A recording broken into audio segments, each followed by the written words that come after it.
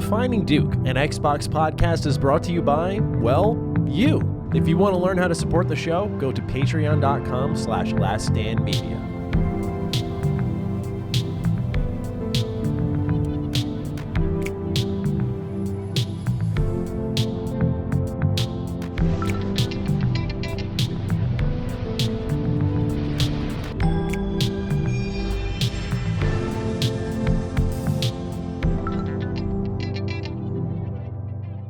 Salutations, everybody. It is Maddie here today. Hope you're all doing absolutely excellent. Today, we are gathering for episode 288 of Defining Duke, an Xbox podcast. Today, I'm, as always, joined by Fallout superfan who wore a shirt for a very special occasion, Lord Cognito. You think I'm going to let you go more than 10 seconds without hearing about it? How are you doing today, sir? How are we feeling? I don't know how I feel about you today. And that's going to be the theme. That's going to be the theme today. It's going to be fun. It's going to be fun. And yes, I wore this shirt purposely because I know there would be discussions. You know what I'm saying? And it's been a wild time, man. It's been a wild time. But as you know, we were talking before. And what's crazy is that you had, so many power issues. And I felt bad. I was like, oh, yeah.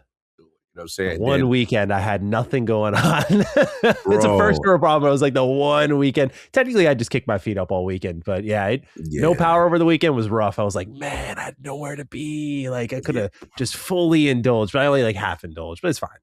I get it. No, I get it. So I'm sitting there. I'm like, okay, he going through it. And obviously, for the realm of the Dukes, those don't know, like the New York City, the tri-state area, we had a heat wave. We've been bombed with power losses and shortages. Now, I had mini little outages here and there, but nothing major. I just flip a little breaker and I'm good. Weather didn't turn into a absolute shit show for you afterwards. We got hit with a heat wave, and then I'm sitting there. We were interviewing someone for our team, and my phone just blasts with that warning, severe thunderstorm alert. And I'm like, oh, when they're hitting your line mandatory.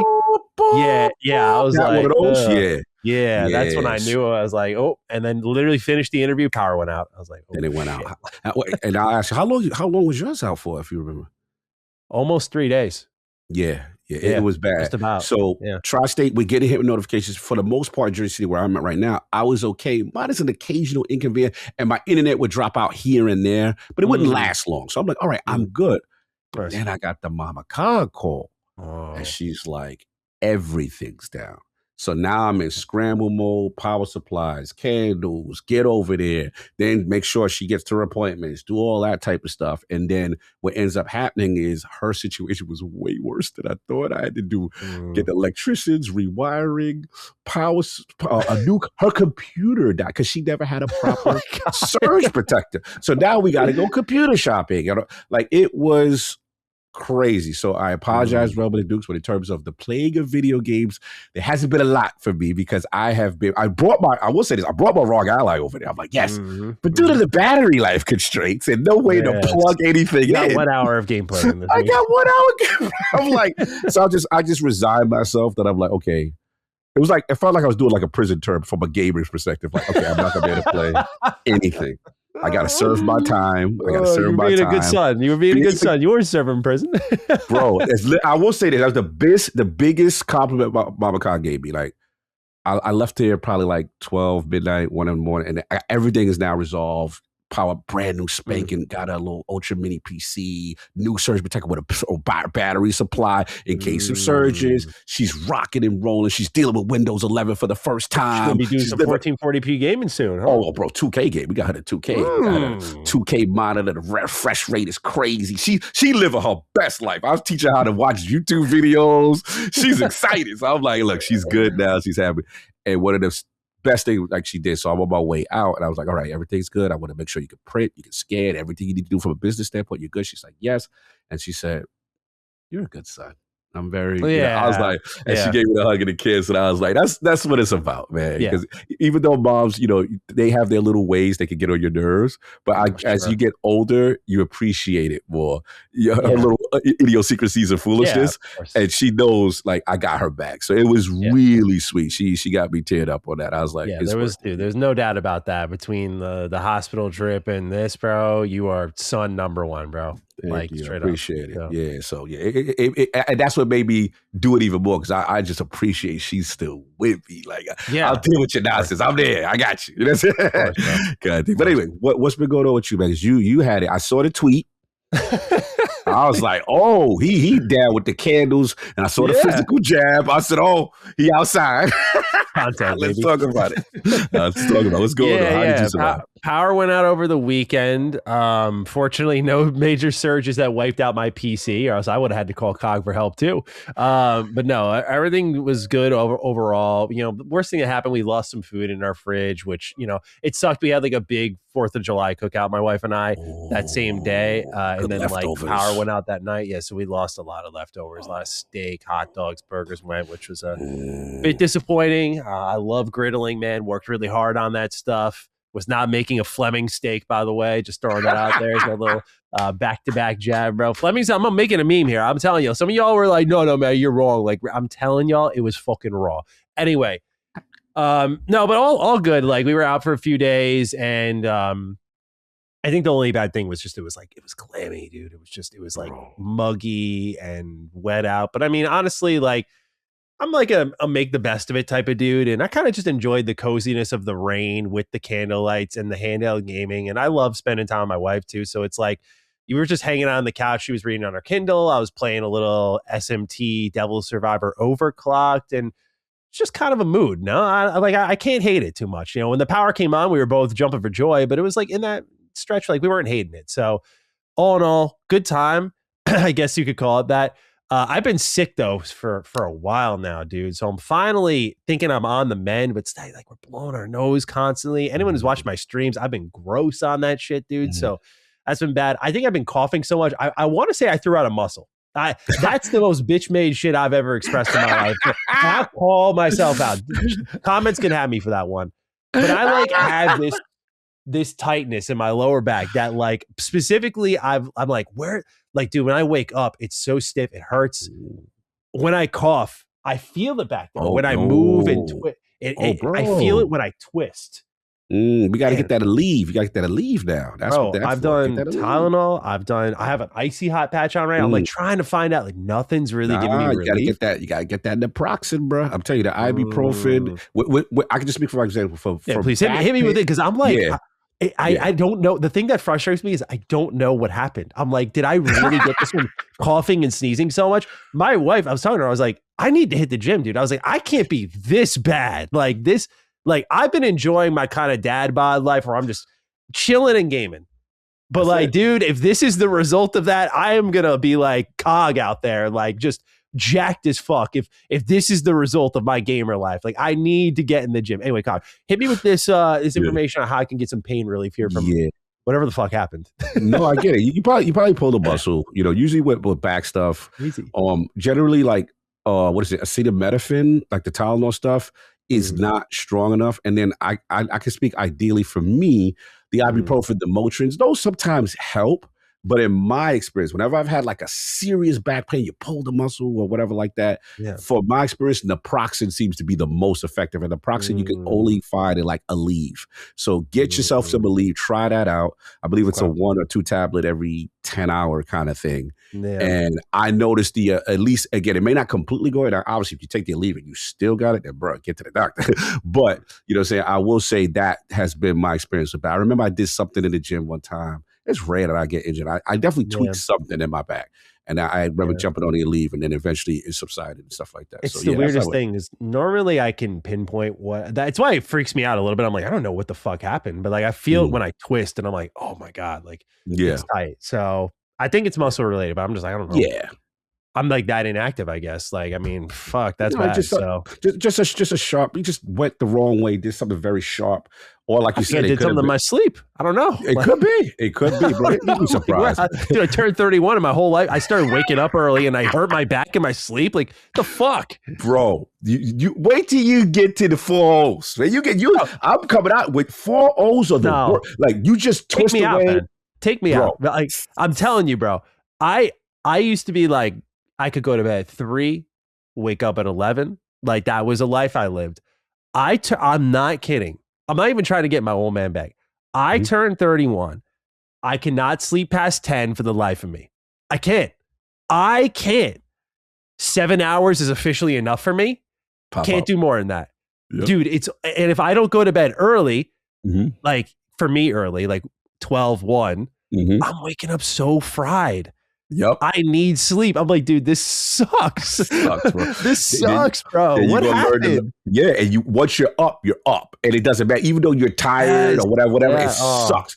The key, I'm gonna tell you for that. Shout out to a couple of Rubber the Dukes that helped me with that. I'm gonna put you onto the magnesium. You low on the magnesium. That's been helping these magnesium type to really help. It's a natural way, as far as from sleeping standpoint. Not just sleeping, it actually has other benefits. But I'll put you with the real organic joint. It's really good.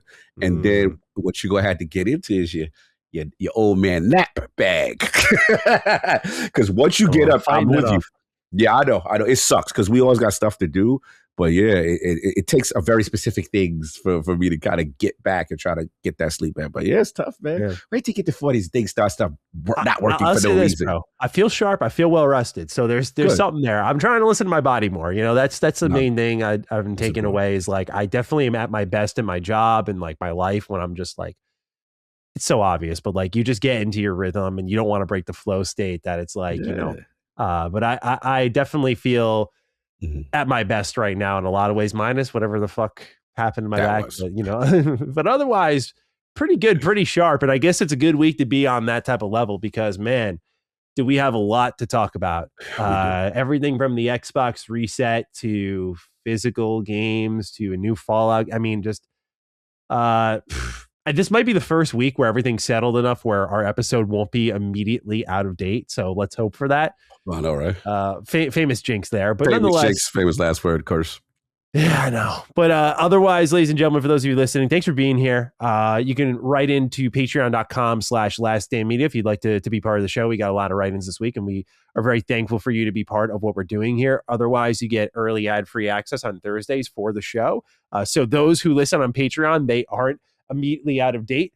For those of you who want to wait and join us for free on YouTube, Apple, Google Podcasts, that sort of stuff, you can find us on all those respective platforms on Sunday. We'd love to have you wherever you are, sincerely. We just want to continue to grow the show and have a good time talking about whatever the hell this generation of gaming is going to bring us, because it's certainly like no one can be right in today's day and age. You can only live it. You cannot predict it, though.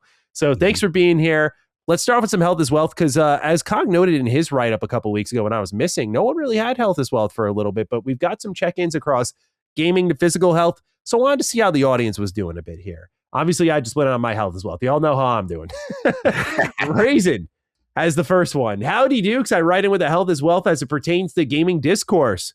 Whether it be the price of games, hardware, culture war bullshit, layoffs, studio closures, or the soon-to-be lack of physical media, I find the discourse surrounding these topics to be exhausting.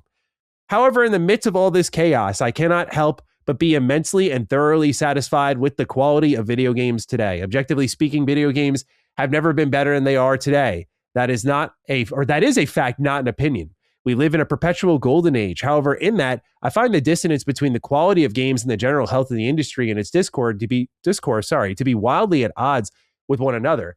I feel almost guilty for enjoying myself while people are losing jobs and the industry is on fire. In closing, do y'all struggle with the insanely bipolar contrast between the quality of games today and the health of the games industry and its commentary? To me, amidst all the doom and gloom, it is important for us to remember how good we've got it. Alas, it is difficult for me to remain positive about this industry, even though I'm absolutely fucking drowning in quality video games when every single day there seems to be a new bad story and more talented developers lose their job due to incompetence of management. Interested in hearing y'all's thoughts. Cog, let's begin with you. How do you feel about what Raisin had to share today?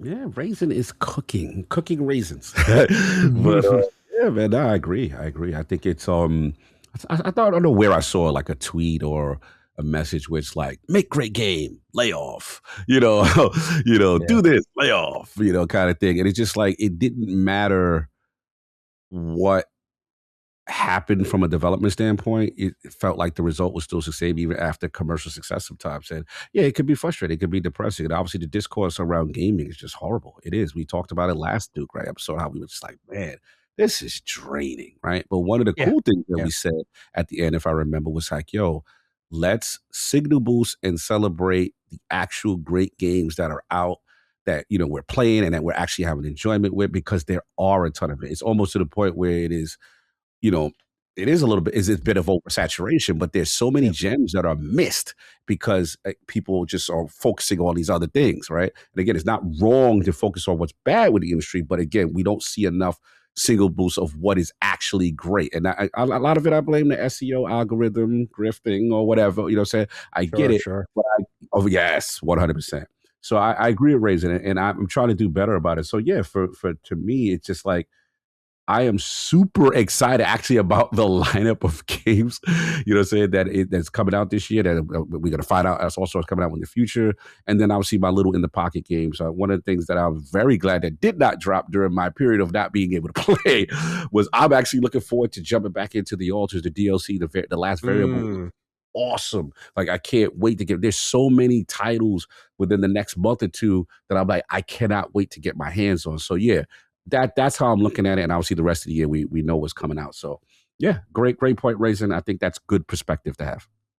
I agree. I understand the guilt you'd experience, Raisin. I think the best example that I'll get into is what's going on with Fallout and Obsidian. There's a big price being paid to kind of get what you want. And there's a lot of that in this industry. And also, I think we as customers, and there's only so many of us, we feel a pressure, I think, from these teams that like they can keep making the things we want, but we really need to show out and pay up. And there's just so many great games that like we can only spend our money in so many spots. And that's including the things you can plan for when sometimes shadow drops happen, surprises happen. Games are announced and released quickly, and there's like, oh, I want to buy that too. And then there's only so much time to go around. So that's the struggle I deal with, is like, I make a lot of time for my entertainment and I still feel like I don't make enough time. And like, that's something that perpetually haunts me every day. Like, I get like when I finished, I'll talk about Adventures of Elliot in our what we're playing section, but I had a bit of like a selection paralysis. I was like, there's so much shit between my backlog and today's games that I want to play badly. And I thought I'd know, but when the moment came, I was like, holy, like I froze up. Like it took me a while to really decide what I wanted to go with. And part of it's my own fault. I like to timetable things a little bit when because I have some reviews coming up. I want to consider those. But this is kind of the struggle I have. I think it's good to keep your head above water and celebrate those things like Cog and I mentioned last week. That's what I try to do on Retro Rebound mostly. I do feel bad for people who are just rooted deeply in modern gaming discourse, because I agree that it feels like even big, good game releases are just kind of like a little blip on the radar. Like today, as we record this, Black Flag Resynced, its reviews dropped. It's the highest rated Assassin's Creed game since AC4, which is funny. Wow. And it just kind of, at least in the discourse, I think a lot of people are getting their minds made up because this is, beloved Assassin's Creed game remade, but it just kind of came and went. It was immediately back to like ratio PlayStation for the physical games fiasco, Obsidian Fallout, Xbox looking at exclusivity, et cetera, right? Like, so much just like that just jumped on top of one game release and one game review. Like it's tough because even when you like something a lot, like a ton of people loved Assassin's Creed, it just doesn't, it bubbles to the top but very briefly. And that's just, I think, part of what we're all adjusting to, which is like, I'm still kind of reeling a bit on how fast this industry moves, dude. There was a time where like I could produce a news video and be like, okay, I'm good for the day. But with like, as someone who's been doing news videos since 2013, really 2012, sorry, like it is so fast now where like sometimes we can't even get it done quick enough, which is why I just go in the angle of like, okay, just make the fattest conversation you can with all the context and make like the ultimate conversation. Less people will probably show up because I won't be as quick, but like at least nothing's missing for those who do watch it. Yep. My point being though, is it's fast moving. There's always things happening. It's just, I think that's just one industry too. So it's hard to keep your head straight, Raise, and I certainly sympathize with it. But I think if you just keep it rooted in the things you enjoy ultimately and just share that, then it creates like its own form of balance. So I appreciate you sharing this. But yeah, it's definitely what'd you say, an insanely bipolar contrast between quality of games and industry health? Yes, indeed. 100%. All right, I got a couple more health as wealth write-ins here. One's from Sacred's Symbols. Matt the cat and Cog the dog. Health as well. 12 months ago, I decided to start taking care of myself after seeing my Roadhog-like visage in the mirror. You guys have been a constant throughout my journey. Every week in the gym, I listen to you too with the occasional Grim Reaper cameo, guest, or swap out. And by the way, if we bring Brad on, like, what does that lead to at this point? Like, what is that? I don't know if like this is even Brad at this point. That's like, just did he set this nuke off, or is like if we brought him in, would it get worse? Anyway, the writing continues saying, and of course, the rest of LSM shows. You've made the endless hours of the gym lifting weights over and over again with no end in sight somehow manageable, and dare I say, somewhat enjoyable. I'm down 75 pounds and I'm about to break that 200-pound barrier right away, but still got a ways to go. Nothing is harder than the first step, and always remember, a short workout is better than no workout at all. Thank you guys for all the hard work you do and being there week after week. I may not write in every week, but I'm still listening. Thank you. I almost caved my face in mid-rep with a 45-pound plate when Cog said, "Oh, she loved you, bro," to Maddie's Genshin Impact. That was a classic. Oh, that was a classic one. Yeah. I do resonate with the whole small workout's better than no workout. I really don't abide by that. And it's a problem. Like, if I can't get the full thing in, I just don't bother. And that's, I think, why I'm where I'm at. Like I was just talking about earlier in the show. It's a problem. Like, I just, I love going to the gym, hour and a half, 2 hours, getting it all done, listen to my music. I still can't really wrap my head around like a quick workout, just like, okay, let me do that. But I have to, I think it's important. I think what I'm afraid of is it'll become normal to me. And then I'm okay always doing just, at least I showed up, at least I maintained. How do you deal with it?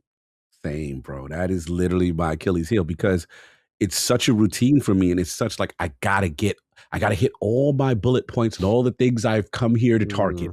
And I'm just too obsessive with it. So where I'm forced in a good way is sometimes like things are happening in life. And let's just say the rare time, like the gym will close at like, I'm just making like a 7, right? On the weekend, like my gym closes at 7. I notice my weekend workouts are more efficient, because what happens if I get there 5, 6, I know for a fact I've got to condense. So then I become a person who prioritizes better. And then what I realize also is, in a short time frame, pushing myself a little harder, you know what I'm saying? With as far as my extent to my limits or certain things. And it's actually more of an efficient workout sometimes. And I actually will feel better, even though I hate the fact that I didn't get to do every variation or everything I wanted to do. So yeah, what it does is it challenges you on efficiency. And again, like he said, same simple, short workout is better than no workout, bro. Because I said to myself, like, look, did I get a chance to do everything? No. But it's good that I got here and I got something done versus what the alternative would have been. So yeah. Now 100%, I subscribe to that, and I definitely try to be better about it, as opposed to making excuses like, I'm not gonna go because it's gonna close anyway, so I'm not gonna, you know what I'm saying, kind of thing. So yeah, that's great advice.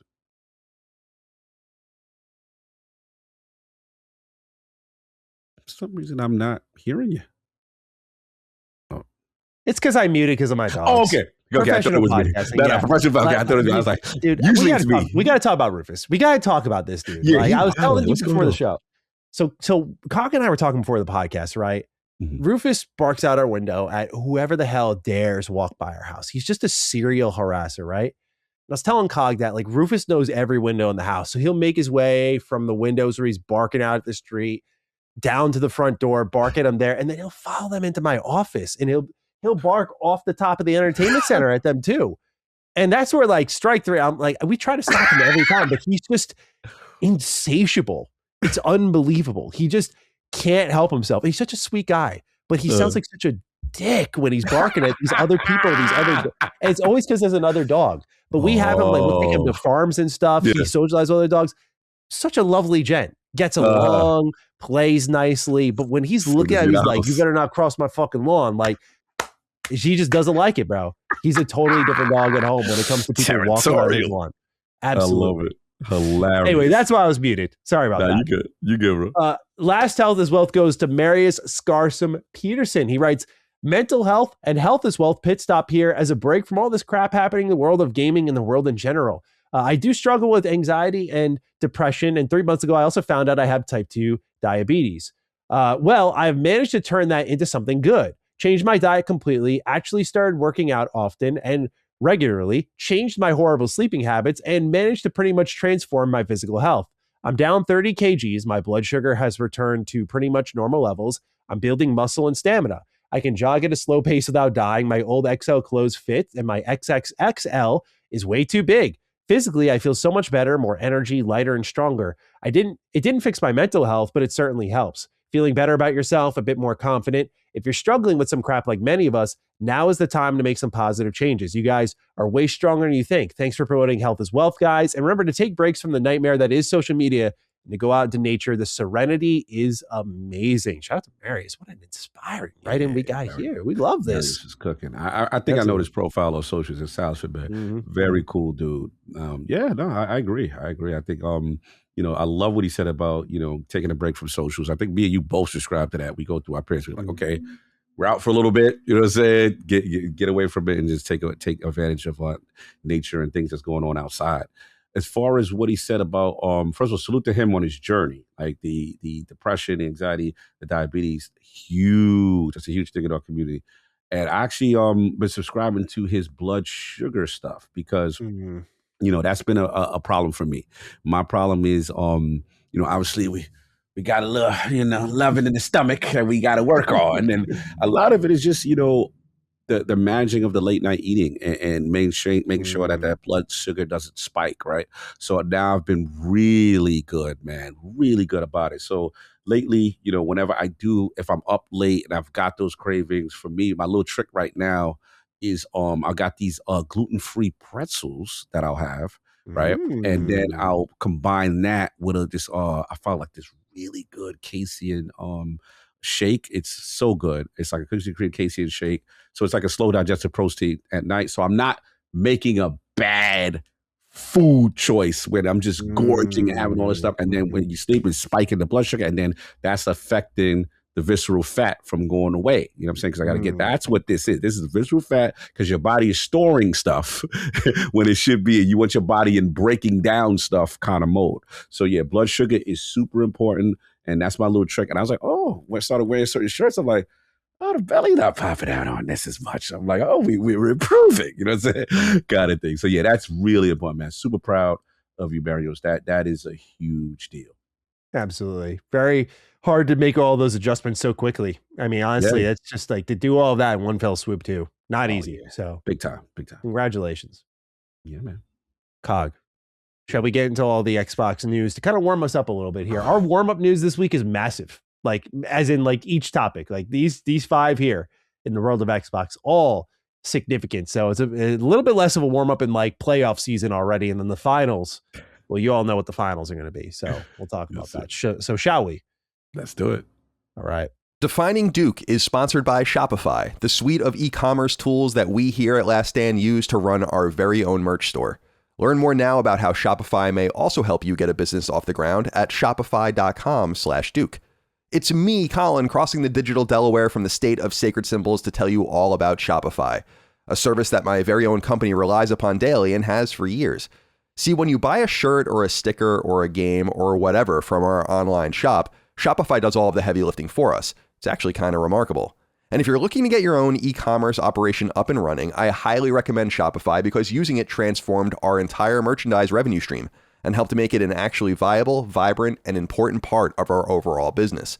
It's true that Shopify has an enormous level of functionality. It has everything you need to get your business off the ground, with templates and tools galore, but it's actually what the service represents to business owners like me, and many of you out there, that really cuts through the noise.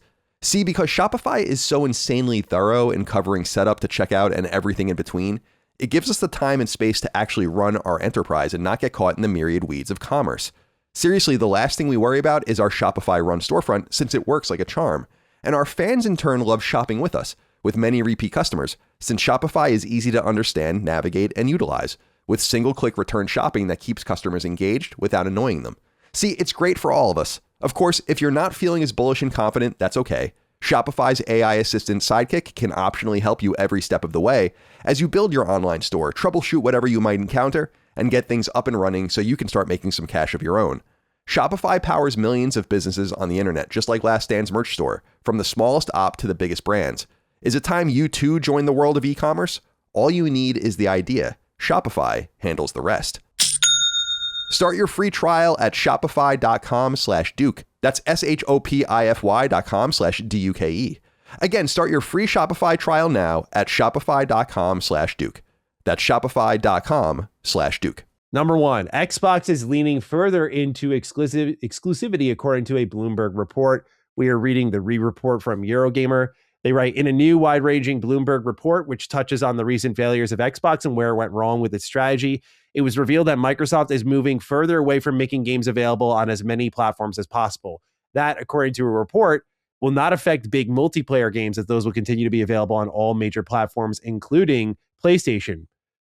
When new Xbox CEO Asha Sharma took over, the executive offered a goodwill gesture to longtime fans by promising a return to Xbox in the June showcase. As we saw, Gears E-Day and Clockwork ended up becoming Xbox console exclusives. The new report indicates that we can expect more of Xbox's best titles to follow suit in the future, so gamers have a reason to buy its console. It's not clear what Microsoft considers its best titles, though one can imagine that it's any single-player tentpole title. So, Cog, Xbox is going by way of PlayStation here.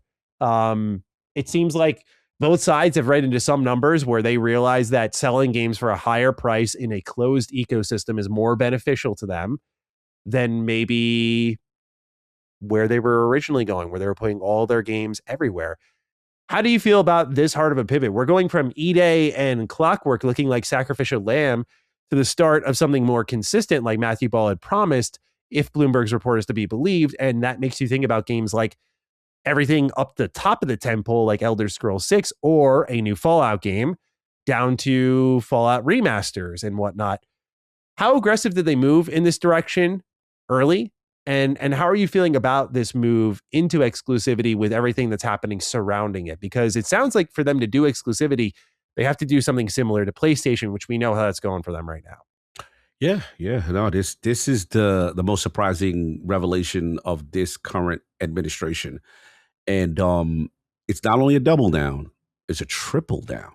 And we've all said, how does the math work, right? With the Rampocalypse jacking up the console prices, with games being $80, with now the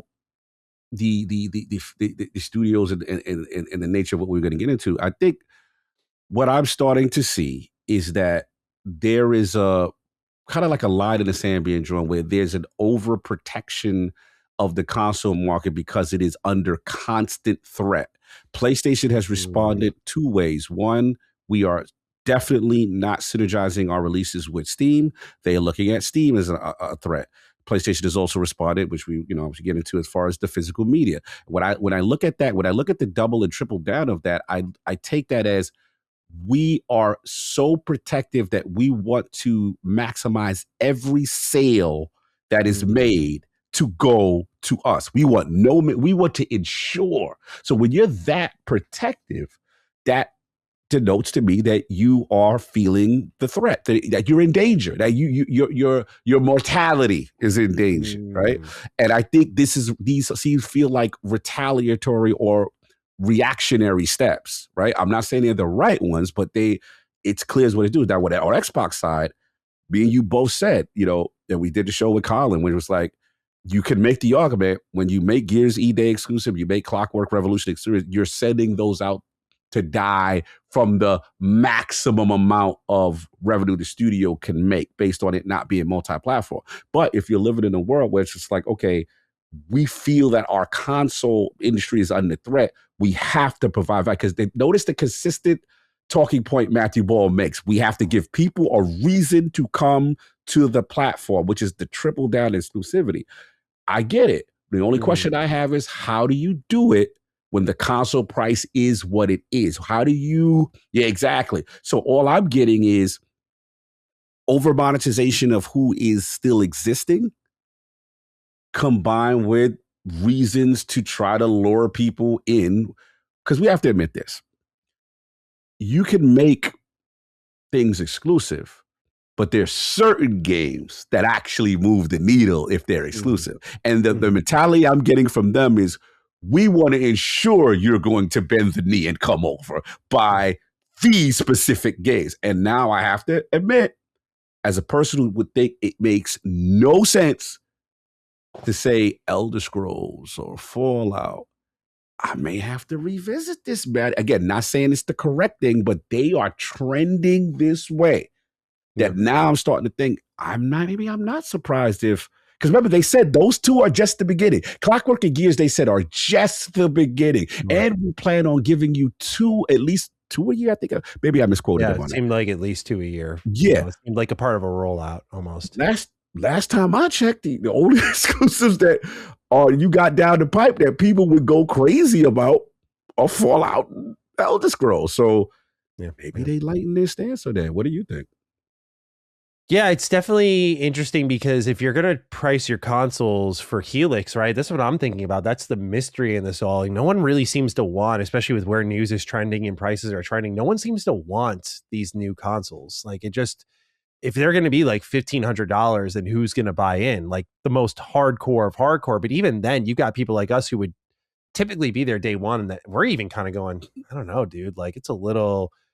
I feel that way about the Steam machine. Of course, I want the Steam machine. It makes a lot of sense for like my use case, and especially my wife loves playing like indie games on Steam. Like, makes a lot of sense. But $1,500 without the controller, like, dude, this is including tax and everything. Like, yeah, that's a lot for a really underpowered machine, all things considered. And these are supposed to be more top of the line. It's tough. It's tough to sell. But I mean, if all you can offer to make your platform unique are the games, then that can at least make people look your way. But I almost feel like the exclusives matter less until we figure out that pricing issue.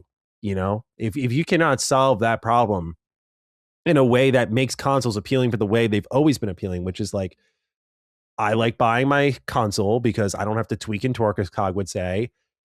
It's very accessible. Put in game, forget about it. And it was always priced fairly, right? Like you'd get in below the $500 mark and you would not have to upgrade until 7-8 years later.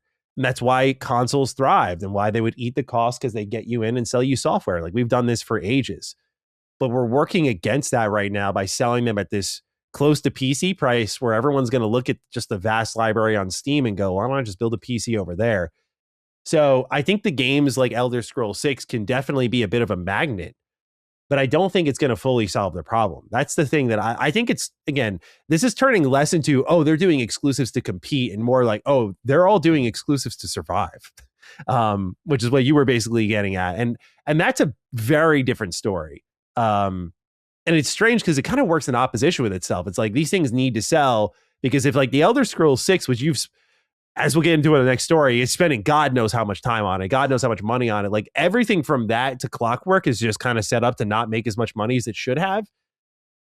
Are we, what are we in for? There's obviously like, I think it's like, are you going by way of PlayStation? Like, hey, unified storefront. This is the only place you can buy games, $80 games, right? Like we can see the writing on the wall with PlayStation. That's why everyone's kind of beating down Xbox's door saying like, hey, you have a chance to like really have your Xbox One PS4 moment right now. You can do it. Like you can change the prices and everything, but be like, at the end of the day, you can share this and get all that. Like it would be an amazing Uno reverse card the thing that Phil was lying on his back about, right? Going like, we lost the worst generation to lose. And that you could turn that around on the person who dealt you that fatal blow is so fucking incredible to see that we're right there. Lick back, again, lick back. Yeah, it's like, do you go for it? So I think until we can answer game prices and console prices, I'm kind of in this mode right now where I've never been in a rush to be right, but certainly not now, because I don't think anyone really knows. I think even Xbox is really trying to, PlayStation, they're just trying to figure this shit out. I don't think they know at all how this is all going to play out. Like, I don't know how you go more into exclusives with higher priced consoles and expects people to show up. Yeah. That just all works against themselves. Budgets are going up. Let's sell it to less people. That also works against itself. Budgets are going up. People want to pay less for games. Let's sell it for $80. Like it's all working against itself a bit here. Now, with their more lean operation and bigger IP, maybe there is a profit play there that we don't know about. So we'll see. But it's something that I'm spinning my wheels on endlessly, and I don't think it's a bad thing. I just think if you solve console prices, a lot of my little backflips in my brain just go away. I'm like, okay, I get it now. It's a lot more easy to explain. But right now, it just feels like this is the way the console has value.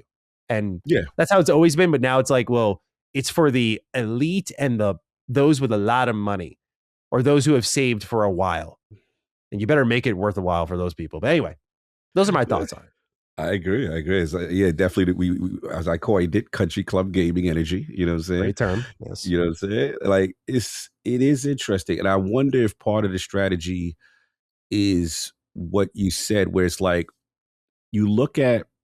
To me, I look at the outliers GTA, and they are seeing that hey, if you have a blockbuster level kind of game and you invest, remember, it seems like they are trending. At least Xbox is trending towards tentpole. That's the word they use, tentpole and blockbuster. So if you're trending that way, you're looking at GTA. You go, okay, this is something that is console exclusive that will not go to play PC and will move a lot. That's the kind of numbers we want. You know what I'm saying? Kind of thing. Now, granted, that is a huge outlier, right? And in Xbox's case, they will still be launching on PC, but I'm wondering if, again, more of a survival thing as opposed to, hey, this is something that we're doing, just naturally because it makes sense. So, yeah, until the, like you said, until the console price thing gets resolved, if there's some form of, I don't know, alternative to where they could circumvent the Rampocalypse or whatever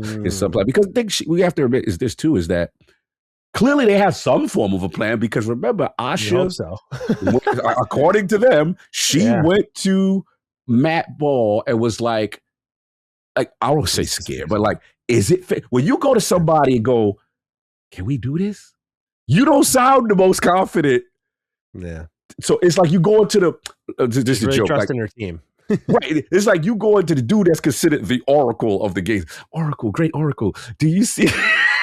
You see a path forward. Oracle. You see a path forward. It's like, okay, in my crystal ball, based on my reporting, this is what happened, right? And then it's like, okay, well, if there's this slither of hope, if there's this one timeline, this Doctor Strange timeline where they win the war, this is what they're doing, right? So whatever this is, there's clearly something. But to your point and my point, it looks slim. it looked very, dubious. Is to say with the climate and the hand that they've been dealt. So we'll see what that's my new term from the great Oracle says. I guess just on a final note, because Xbox's console setup's a bit different. What are the implications for Helix? Right, we heard this is like a PC console thing. Does this bring it back more to kind of what Rand was predicting, which is more of like a traditional console at this point, and just getting rid of the whole PC side of things? Like, what does this do for that side of their ecosystem, which they've counted on for a while, like since the Xbox One days? Great point. Which again, I got to give Rand credit because it's one of those things where we see fluid energy from them. So the energy, it wouldn't surprise me now if Helix metamorphosizes into more of a traditional console and we don't get ROG Ally storefront energy and that is kind of walked back, right? So if it's walked back, and then if you again, now I'm really wishful thinking. If you figure out, oh wait, I'm right. This is like let's go. No, that's what this is for. Optimus, super Optimus, Cog. You know what I'm saying? Like if you figure out, oh wait, someone told me it's like, Cog, you're the eternal optimist. I laughed. It was so funny. I'm actually a realist, but I like to try to see both sides. But the funny thing about it is if you somehow can decouple that part, make it more of a traditional console, and if somehow that can help bring costs down as opposed to you having, doing two things at one, that could be a path forward where exclusives then make sense, right? And then it's like, okay, we'll give you a Steam version later or whatever. They figure that out with Steam. That's what they have to bring. The key sentence they keep saying is we have to bring value to the box. We have to give people a reason to come here.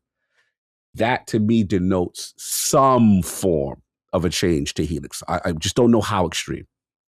Yeah. If you want to have exclusivity, I think you can't touch PC because then people are going to wonder why it's not on like Steam or something like that. And I think that's what a lot of this is trying. I think both console manufacturers are trying to hurt Steam a bit in that is the main threat. That is the highest growing part of the market to a point where it's overtaking. And now that their prices are getting closer, again, it goes back to the best thing you can offer are unique games. But I think until they solve their pricing issues, and this is me speaking out of complete ignorance. I would imagine on paper Xbox has a better chance of figuring things out because Microsoft is so heavily in the AI race that there could be a vendor deal that they could strike out. But like that is complete optimistic, wishful, like I'm making dream partnerships in my head type thinking. But I would imagine they have a stronger chance than a PlayStation, but I don't know for sure. I just look at it though and think, again, you don't solve that problem, then I think all of this is kind of null at the end of the day outside of the most hardcore. And it's fine if you want to make games for them, but I don't think that's sustainable for projects like Elder Scrolls 6, which are supposed to be mega hits. Yeah.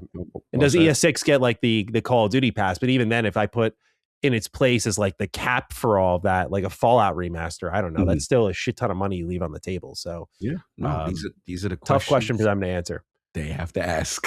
They have to answer. Yep, for sure. Well, speaking of tentpole franchises, we got an update on one of them thanks to Schreier, who said that Elder Scrolls 6 is at least 2 to 3 years away. And I think this is what led to some of the moves that we'll be talking about in our next story. But I'll just kick this one off and say, man, you're not helping the resentment that Starfield faces. I mean, you want to talk about fans that feel existential? Bethesda Game Studios fans, dude. And I'm right there with them. I was living my best life in 2011. I went from Fallout 3 and its DLC into New Vegas and its DLC right into Skyrim and its DLC. Nothing could get better than this. And I thought it was smooth sailing only a few years later. What felt like an eternity, but it was here. Fallout 4. What's next? This is where Bethesda's crossroads. Before them, they could have gone and done TES 6, or they did 76 and then Starfield. And look, here's how I'm looking at Elder Scrolls 6, right? This timeline is unacceptable no matter what fucking angle you take. And that is the most baffling part of it, is this is maybe the accelerated timetable, right? This might be after everything's changed, after the reset, after we consolidate the resources, we focus. It might still only be 2 to 3 years away. That's insane to think about, right? Because when you look at Bethesda Game Studios, and I hate to say it, they brought all of this on themselves, but when you look at Bethesda Game Studios, when I'm in 2011, I'm like, man, I can't wait for that next Elder Scrolls game. Look at the calendar. Year was hilarious. I know. Look at that calendar, bro. 2011 to 2029, potentially. That is absurd. And if you even take that out of the equation, look at when Elder Scrolls 6 was announced to you. That's going to be potentially over a decade between announcement and release. One step further, dude. Starfield comes out 2023. If it hits 2029, that's a 6-year window for a game that was in pre-production for years leading into Starfield. No scenario does this look good, acceptable, especially for a lot of people who hate Starfield, who are like, what the fuck have you guys been doing? And I even got to ask that. I'm all Mr. like, hey, within reason, take your time. But this is cruise control game development, what I call it, bro. You're not even touching the wheel or the gas pedal. You're just like, we're going 45 the whole way there. That's it. That's a consistent 45 miles per hour type development I'm seeing here. Not too fast, not too slow. Somewhere, actually, I'm sorry, below average. Like, I don't know how we get here. It's absurd, but in a way, they're just putting this thing further and further down the green, like just really fucking put it in this spot where I don't blame Xbox for just being like, how do we accelerate this shit? Like, this is ridiculous. From the fan perspective, and I don't know if it's going to result in a better game, but this has to get going. I'm like, dude, none of your fan base is getting younger, and we're all assuming Elder Scrolls 6 is going to resonate, but the whole fucking generation that grew up with that are adults with jobs now, and they're busy as fuck. Like, I don't know what to say to you, man. We're all going to be in completely different phases of our life, or sorry, not going to be. We are in different phases of our life. So yeah, that's my rant on it, dude. It's horrendous, to tell you the truth. So I look at that timetable and I cringe a little bit. But Cog, what do you think of the TES 6 timeline, all things considered? Not much more I could add to what you said. I mean, listen, yeah, you know I'm all about developers allowing them to do what they want to do. And I want to be respectful in the sense that I get it. You want to do Starfield, which I liked, right? But Mhm. when you broke it down from when things were announced to development, you really look at that is unacceptable. Like there's no dancing around that. There's it's just not. So this is what, again, there's two layers here. There's me respecting a creative and allowing them to do what they want to do, right? I'm always for that. But there's also the one business, right? This is where the business part and the selfish gamers are actually in alignment because they're like, bro, why is it taking you this long? And which we will get into, there comes a point where you could be too controlling of your baby, where you have to allow things to happen. Now, what is preventing you? And this is the good part of a regime that doesn't have sensibilities, but we don't want to upset or fluster someone. And we don't want, bro, what's going on in this building? Yeah. This is the beauty of what's going of a non-gamer sensibility. This that you do, we have considered this a tent pole. What can we do to alleviate and get this out faster? And as we will discuss, we are seeing some signs of that. So I know there's a big civil war in the community right now. And the civil war is this. It's like, yo, human element, which we're gonna get into, Yeah. awful. Yeah. But there's also where the business and the fan element, it was like about time. Yeah. Right? Sure. So, and I think both things could be true. You know what I'm saying? I think we have to have nuance here. And in terms of Elder Scrolls 6, when you broke it down that way, like, damn, it was that long. I forgot, bro. It's so out of sight, out of mind that I'm like, man, wow, that's obscene. Yeah. No one's asking to turn them into a factory, although I think that may have been the fate they invited upon themselves. But no, the reality is no one was asking for Fallout to be live service. No one, literally nobody. The most that community dreamt of was co-op Fallout. Right. No one was really begging for Starfield, but I know nowadays people are like, fuck this game. But I think going into it, you can dream a little bit and you can take a gamble on that. Right. But the combined, like, those two together and sort of what they did to this timeline for this team is like a disaster, I think. Absolutely. Like, just absolutely, even if these games end up under delivering a Fallout 5 or an Elder Scrolls 6, that the fact that they took this long and how vital they are to their fans, to the people who joined the team, by the way. There's so many people who joined because they played Skyrim and they're like, when the fuck are we doing this thing? And they're like, oh, in like 2 decades. Yeah. That's so it like bro, everyone loses there. Yeah. Everyone. It denotes spread too thin. It denotes, as far as from a leadership standpoint, that their eyes are off the ball. They remember we saw reports even with God Howard where it's like it's hard to get a hold of him. He's got his hat in all these different. It denotes a lot, and then as we will discuss, it denotes process. Right. And we're going to start talking about layers. Right. We're going to get into all that. All these things, these are indicators that there's still something wrong internally with process. And that's the beauty sometimes of someone with a non-biased eye, but who doesn't have the sensibility to just look at it from a cold, hard efficiency perspective. What's going on here, especially when you have a lot of demand for this thing. Like people, the minute you do a PNG, a trick, the internet goes. We've saw, what I do with how powerful they were? Oblivion remake. I forgot. Like you saw the swell when people saw that just with modern sensibilities, a good engine. People were like, "Oh my!" I said, "Oh yeah, that's the power of Elder Scrolls." I forgot, bro. I forgot. So yeah, good call out, and we were gonna get into it, but yeah, it unacceptable, and it looks like maybe things will be changing in some regards. Indeed. Because let's jump into this next story here. As the Elder Scrolls 6 timeline gets moved back, so does the next mainline Fallout game. And so that's where this bombshell for a report comes into play. This comes from Jason Schreier as well, has been working overtime this week. Let's give it a read, shall we? Cog, take a seat for this one. Obsidian Entertainment has canceled multiple projects and will begin working on a new game in the Fallout franchise as part of the division's broader restructuring, according to people familiar with the matter. The video game studio also laid off around a quarter of its workforce, said the people who asked not to be identified because they were not authorized to speak with the press.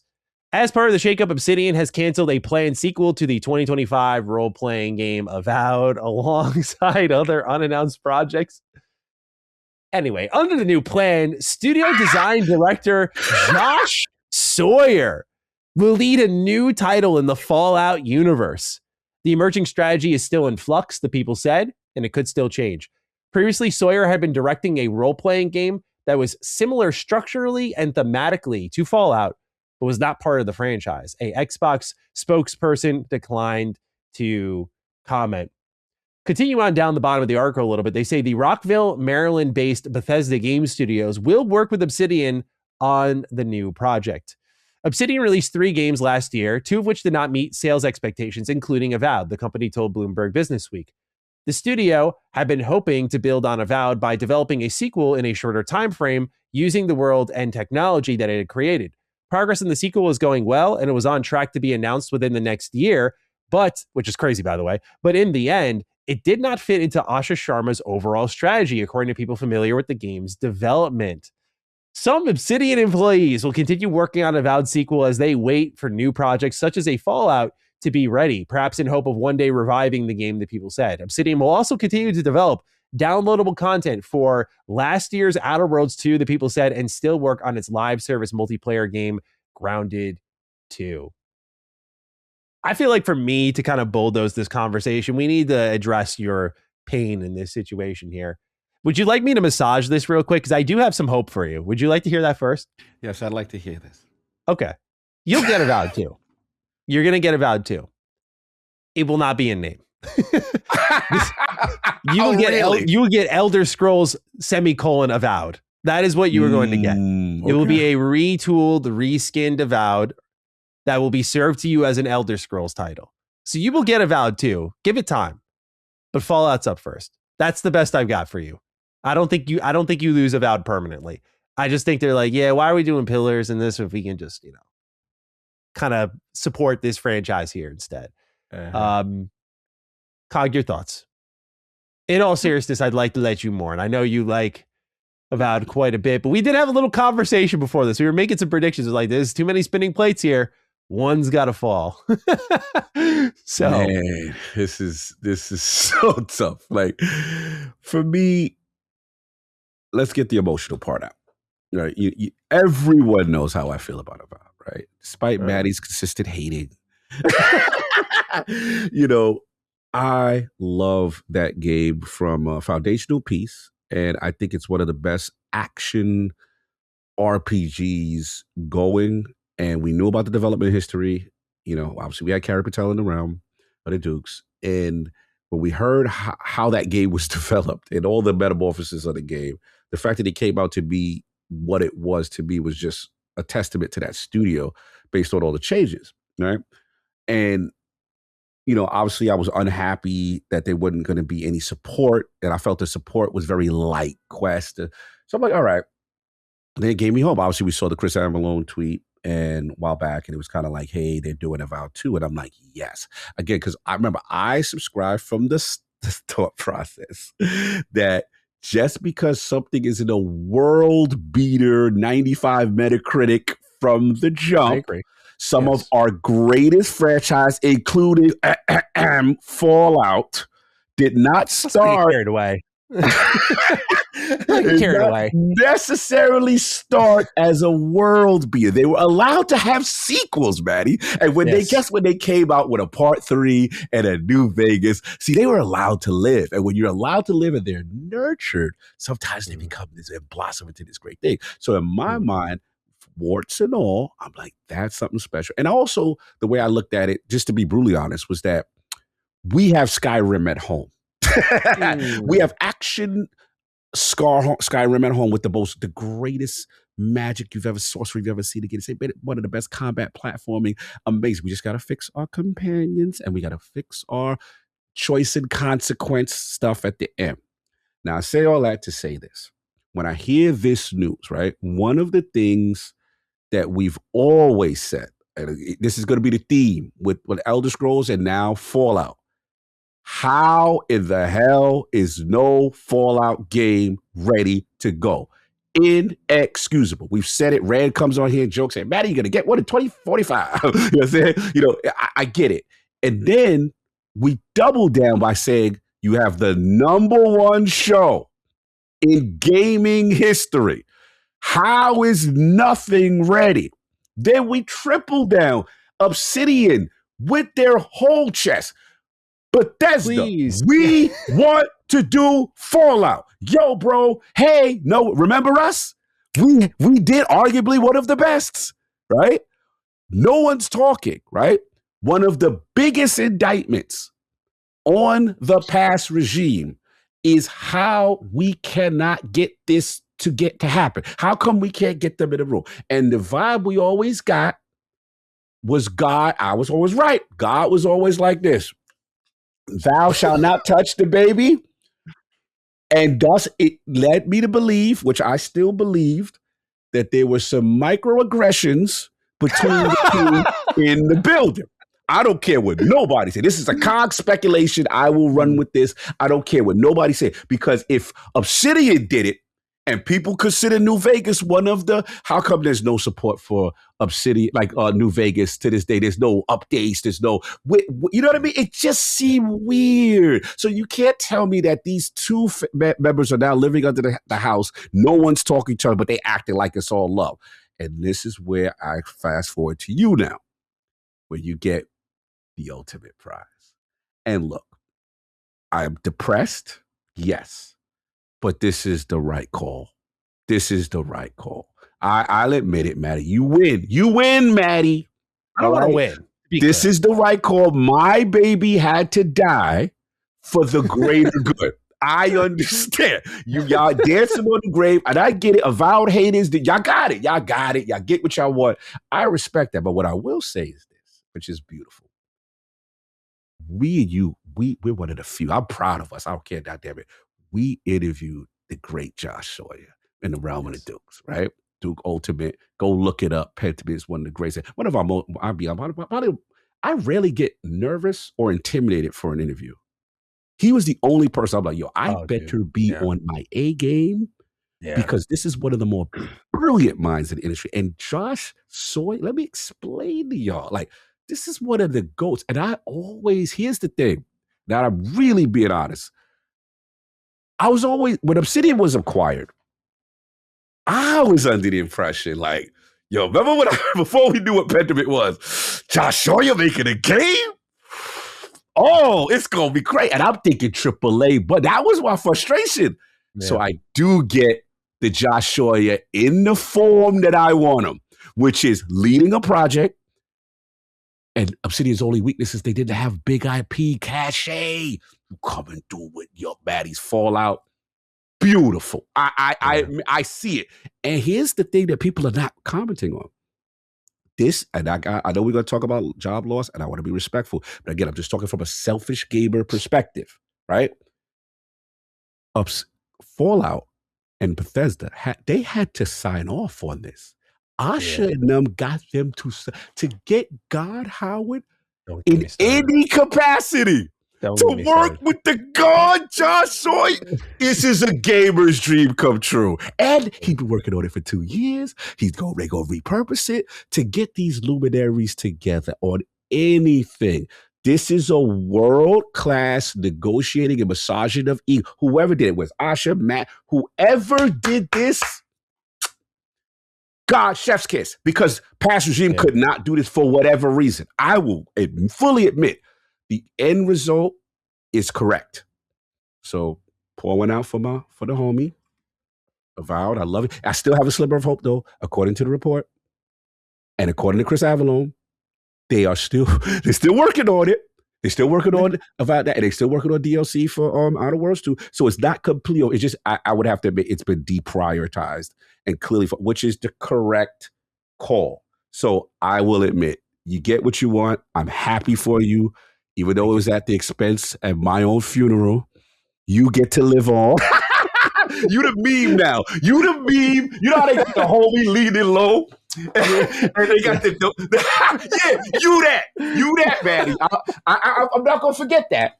But I understand it's for the greater good. I'll get mine one day. Go ahead. Okay, I got to get some venom off I got to spew a little bit here. Get your venom off. I'm going to have a lot of Phil Spencer complaints in this episode. This is like number one on my list. This looks so bad for him. I'm not trying to turn into like, I know like people want me to talk Fallout. I will. But I can't overstate how bad this looks.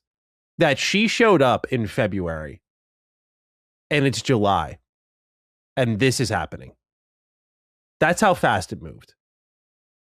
Just think about that. Think of the years of begging interviews I did asking Todd, like, what's the deal with that? And he's like, oh, I think it's important to wait. And like all the enabling of that stuff, the putting off, like they thought this is what was best for those fans.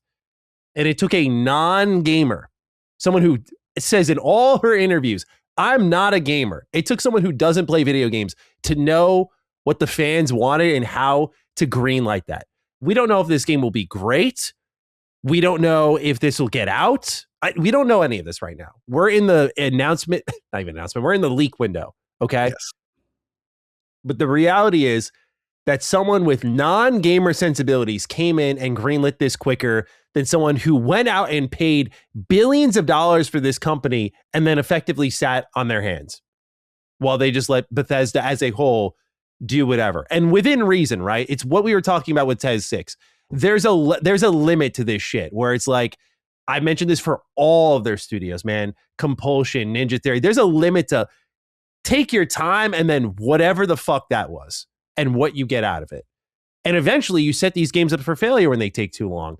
And as I was saying, they had to play nice here. Someone had to get a deal done.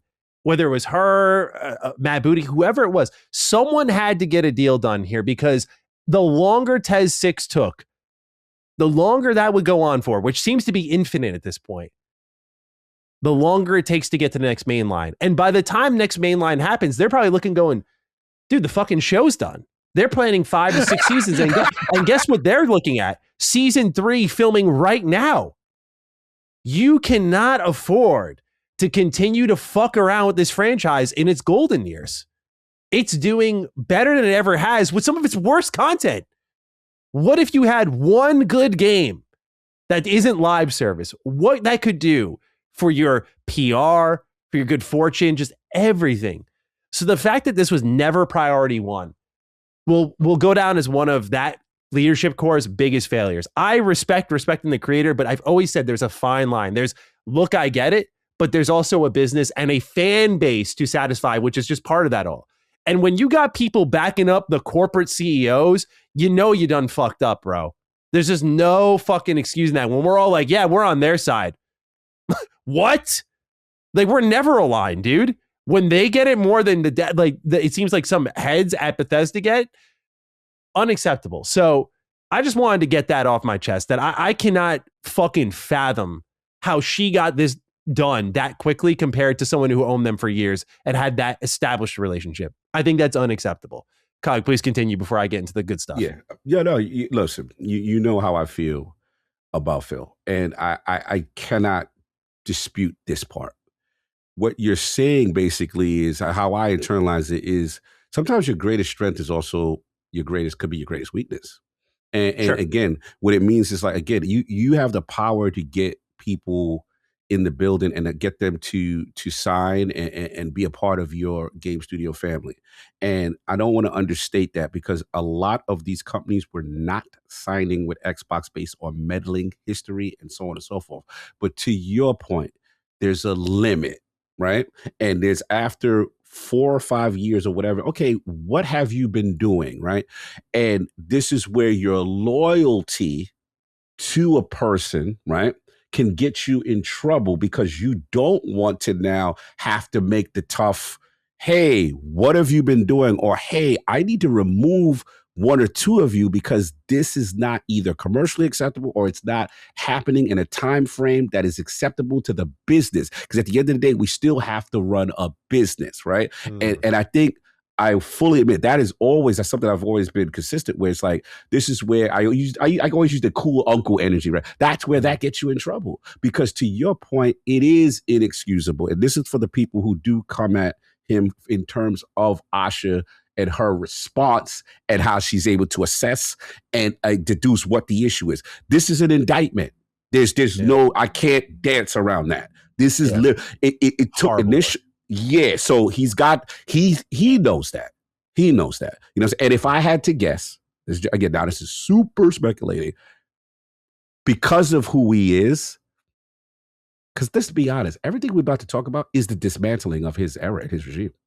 Completely. Think about it, right? So if I had to guess based on what I know about him, and he is a great individual as a human, he is a great person. But again, it's human and business, right? But the thing is, if I had to guess, he didn't want to do this thing. And if I had to guess, he let me step down. You guys do what you got to do. Your guess sounds correct. Yeah, because based on what I know of, this is the ultimate. Even Laura Fryer. This is, you guys are going to go this way. I built this. It's like a new regime. You're going to replace, repeal. Like this is what we're doing. And sometimes you can't be a part of it because you're too close to the situation. But to your point, you're correct. I will fully bend the knee to you on that one for sure. Yeah, I just, good guy, no doubt about it. But just that's forever going to be a question mark. But look, letting go of that, now we're seeing it's being answered. And that's where my head's going to be at. This can't be a better scenario for multiple reasons. One, project was already in development for who knows how long, right? So we're pivoting an existing project into Fallout, which one can add some potential uniqueness if I'm thinking optimistically, but two, means that there are pieces that are far enough along, which means ultimately the wait for this one should not be like, I've seen a lot of people like, oh, it just got greenlit, so we're getting it in 2030. It's like, no, dude, maybe next year, maybe the year after. And I never expected that for a new game. I expected that for a remaster. But the fact that we could be seeing a brand new Fallout game next year, like even just reveal, never a realm of consideration for me. So that's huge. Second thing, let's address the obvious one. Sawyer directing it. Man, I love watching everyone change their tune on Obsidian so quickly when they got what they wanted. I was watching, everyone's like, oh, it's him? Oh, I'm like, oh, I'm gonna get a little annoying with this one, Kyle. You and I can have our moment here. Get him. Oh, so now the senior talent's here. Now it exists. The same thing that you and I have been talking about for a while. Like, oh, John Gonzalez is still there. Fergus Urquhart's still there. Sawyer's still there. All these long tenured Obsidian employees are still there who are all responsible in different departments for the success of New Vegas, minus Chris Avallone, who is very missed.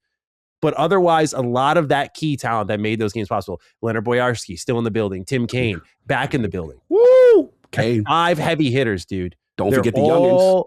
All there. And yeah, you got the up and comers, right? I wouldn't even call them up and comers, but yeah, but like they've been around for a while, but like they got their own projects with like with Brandon Adler and Matthew Singh. Yeah, they did a phenomenal job with the Outer Worlds too, I think. I'm very critical of the writing in the game, but I think the design of it overall and like their goal to be, hey, we're trying to evoke New Vegas, I think they did a really great job. That's not easy to do, and I think they came pretty close. So I just love that suddenly now it's being acknowledged. And I find that rather strange. But I'd rather people finally get it than not get it at all, is all I'll say. That doesn't mean Obsidian's God tier. I think they've got their problems. I was talking to Locke about it. Like, what type of Fallout game is this? That's the thing I don't really know. Like, if it's a CRPG style Fallout game, I've been for that. Like, I think you can run a CRPG series alongside mainline, and I think that'd be sick. But the thing with CRPGs and Obsidian is like, that requires a lot of writing. And Obsidian's writing has been hit or miss for me for a few games now, including games I really like from them, like Outer Worlds 2. it has not hit the same way. Like there are points in Outer Worlds 2 where I'm like, that's it. That's hitting the right. Like the what was it? Auntie's Choice quest? Yeah, Auntie's Choice. That whole faction quest line. Oh, that was wild. Yeah, exactly what I want from Obsidian. But like that's a fraction of the game, and there are different parts that with skill checking and reaction that really hit that. But there are also parts with the companions that I've always been critical of, saying like, not so much. So when I was talking to Locke, he's like, CRPG is a lot of writing, dude. He's like, I don't know if I want them doing that. Like he's like, I don't know if I trust them. Which I was like, yeah, that's a totally fair point. So there is still that to be massaged, but all in all, this is best case scenario. I think you've got a team that's done it before with a lot of the talent that's been there and done it before in those same leadership positions, projects being pivoted that's turning into Fallout. I think the only potential worry I have is how Sawyer would feel about something like this. Was he attached to this old thing? He's like, now it's this? Or because it was already similarly structured to Fallout and similarly thematic to Fallout, was there a level of like, yeah, that's what I wanted to do anyway? See, I always admired Sawyer because as I watch his videos, I don't want to sound parasocial when I say, but I've always admired him because he doesn't seem to get too attached to things. And that's just my inference based on how he talks about games. Like how he's very self-critical. He dismantles his own projects, like why Pillars of Eternity 2 failed. And like that is a really admirable thing for a developer to be able to do, is like stand up there, say, I directed this. I'm proud of it, but it didn't do well. Why wasn't that the case? Was it the game? Was it because we were near Divinity Original Sin 2, et cetera, right? I really like that about him. So I do wonder if there's like a level of, hey, sure. On top of that, you and I got this nugget and it still isn't getting picked up. And I think you probably thought of this too, which is he got his Pentiment, bro. This is the one thing Phil did do right. He got his arm twisted by Sawyer. Phil understood the importance of a Sawyer. Sawyer was like, I'm going to go unless be a little baby budget. You got billions of dollars. Give me a little baby budget. I'm going to make Pentiment. And Phil was like, all right, okay, you got it. And he let him go and make that. Can I jump in for a quick second? Just for a quick second. Yeah. Because I got a nugget on that one. Now we can talk. Oh, remember first of all, this is public record because if you listen to Defy the Duke Ultimate when it existed, he said this. So we are talking about what he said. He literally finessed. He said it with a smirk on his face, like to get this in there. I remember it vividly, right? Yeah. So I'm like, okay, cool. I know for a fact when that was signed off, there were people in the building like, why the hell did y'all sign off on this Pentiment crap? Like, I know people who were upset that Pentiment even existed. So again, the sacrifice because the understanding of not losing that luminary to get to where I just had to get that part off because I was sitting on that one for a while. But continue. and that is the thing he did right. And the thing that I worry about Asha Sharma with some of the talent she's laid off is that she might not get. So there's pros and cons to the type of leader you get. I'm not going to demand perfection out of her like I didn't demand it out of Phil. But like, this is something that we're seeing the long-term payoff where there is a world that I imagine Josh Sawyer's like, well, I got the game I wanted to make out. I was working on something else. Sure. And he's a long enough tenured guy at Obsidian where I think he understands this is vital to their future. And that by doing it, it would probably keep a lot of people employed. And I feel like that is also something that probably came into consideration there. So I don't worry too much about a lot of the team not being for the project. I wonder about the Avowed crew, the Avowed 2 crew, and maybe how they feel about it. I will only say, please keep the Avowed writers away from this game. I'm sorry. I gotta say it, bro. Please, God, no. Like, if Fallout's written like that, dude, you guys thought I was insufferable. Sawyer, come on, bro. You Sawyer. I know. Because Sawyer with Pentiment, I trust. But I'm just making it loud and clear here. I'm planting all my flags. Plant the flag. You don't get. I don't think anyone gets it, man. This is a moment that I never thought I'd get to have again. Like I'm just that I could talk about it, Obsidian Fallout, with all this knowledge that I've gained over these years, and be like, okay, like here are the fucking pieces on the chessboard. We're gonna take this rook out of the game. Like we're not doing that. Like the Avowed rook's out. Like we're not doing that. So this is all important to me. All right. I respect it. I'm trying to see in this post here if there's anything else. What kind of Fallout game do you think this is going to be? First person shooter? Do you think this is going to be more CRPG style, tactical, like Baldur's Gate 3 inspired? Like, think of it this way. Sawyer left Pentiment. He helped design for Avowed. In these last couple of years, it's been like, what has he been doing? What do you think? We're putting ourselves in his head. What kind of game that would be adjacent to Fallout could he be making? Because think, Avowed first person RPG. Right. Outer Worlds, first person RPG. Are they like, yeah, Sawyer, do another? Grounded first person as well, actually. Sorry. Yeah, absolutely. So it could just be like, yeah, do another. But also, is it like him kind of saying, hey, Pillars is kind of out. I'm going to make this kind of CRPG style thing that's inspired by Fallout. Where do you think this goes? Because that's the thing we can't say for certain as of at least now, unless something as of now. Yeah, we can't say for sure. But it said, like, again, he's been directing a role playing game that was similarly structurally and thematically to Fallout, but was not part of the franchise. So to me, again, when they were separate, I got, it's gonna sound extreme, but like that thing was gonna make a Fallout killer. But like, yo, we doing like, okay, y'all don't want listen, if you was doing this for 2 years and you doing something that's similar, right? That to me is when it was ops energy. You know what I'm saying? Like we doing it. I mean, even Outer Worlds, you can kind of make the argument it's development with Fallout ops energy. Right? We got our own version of this, and this is our take on this. So I'm going to assume that it is. I'm pretty confident to assume that it's going to be more of a first person because let's be real too. Let's put the Asha factor in.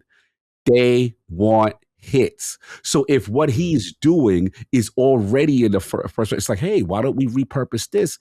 And the key to all of this is what you said earlier. Getting him to agree and sign off on it for whatever reason, whether it's preservation of the studio, whether it's, and I don't know. You follow him a little bit more closely to me. So when you say he's the personality that does not have these super emotional attachments and can detach and do something, then there's a part of me that says, look, I can do this and I want to do it. See, that's how I look at it too. Like he's got to want to do it. Right. Yeah. So that's the vibe I get. So that to me is the best sign, the best possible scenario. To your question, I think it remains mainline Fallout in terms of the way they operate. I think it's, this turns into Fallout 5. Yeah. This is, bro, this is, we're not doing no non-canonical. We're doing Fallout 5. Bro. Yeah. We're throwing a number on you. Like, there's no way, because if you got this far, if Asha worked her magic and whoever it was, Asha, the team, or Booty, if Booty did this, we have to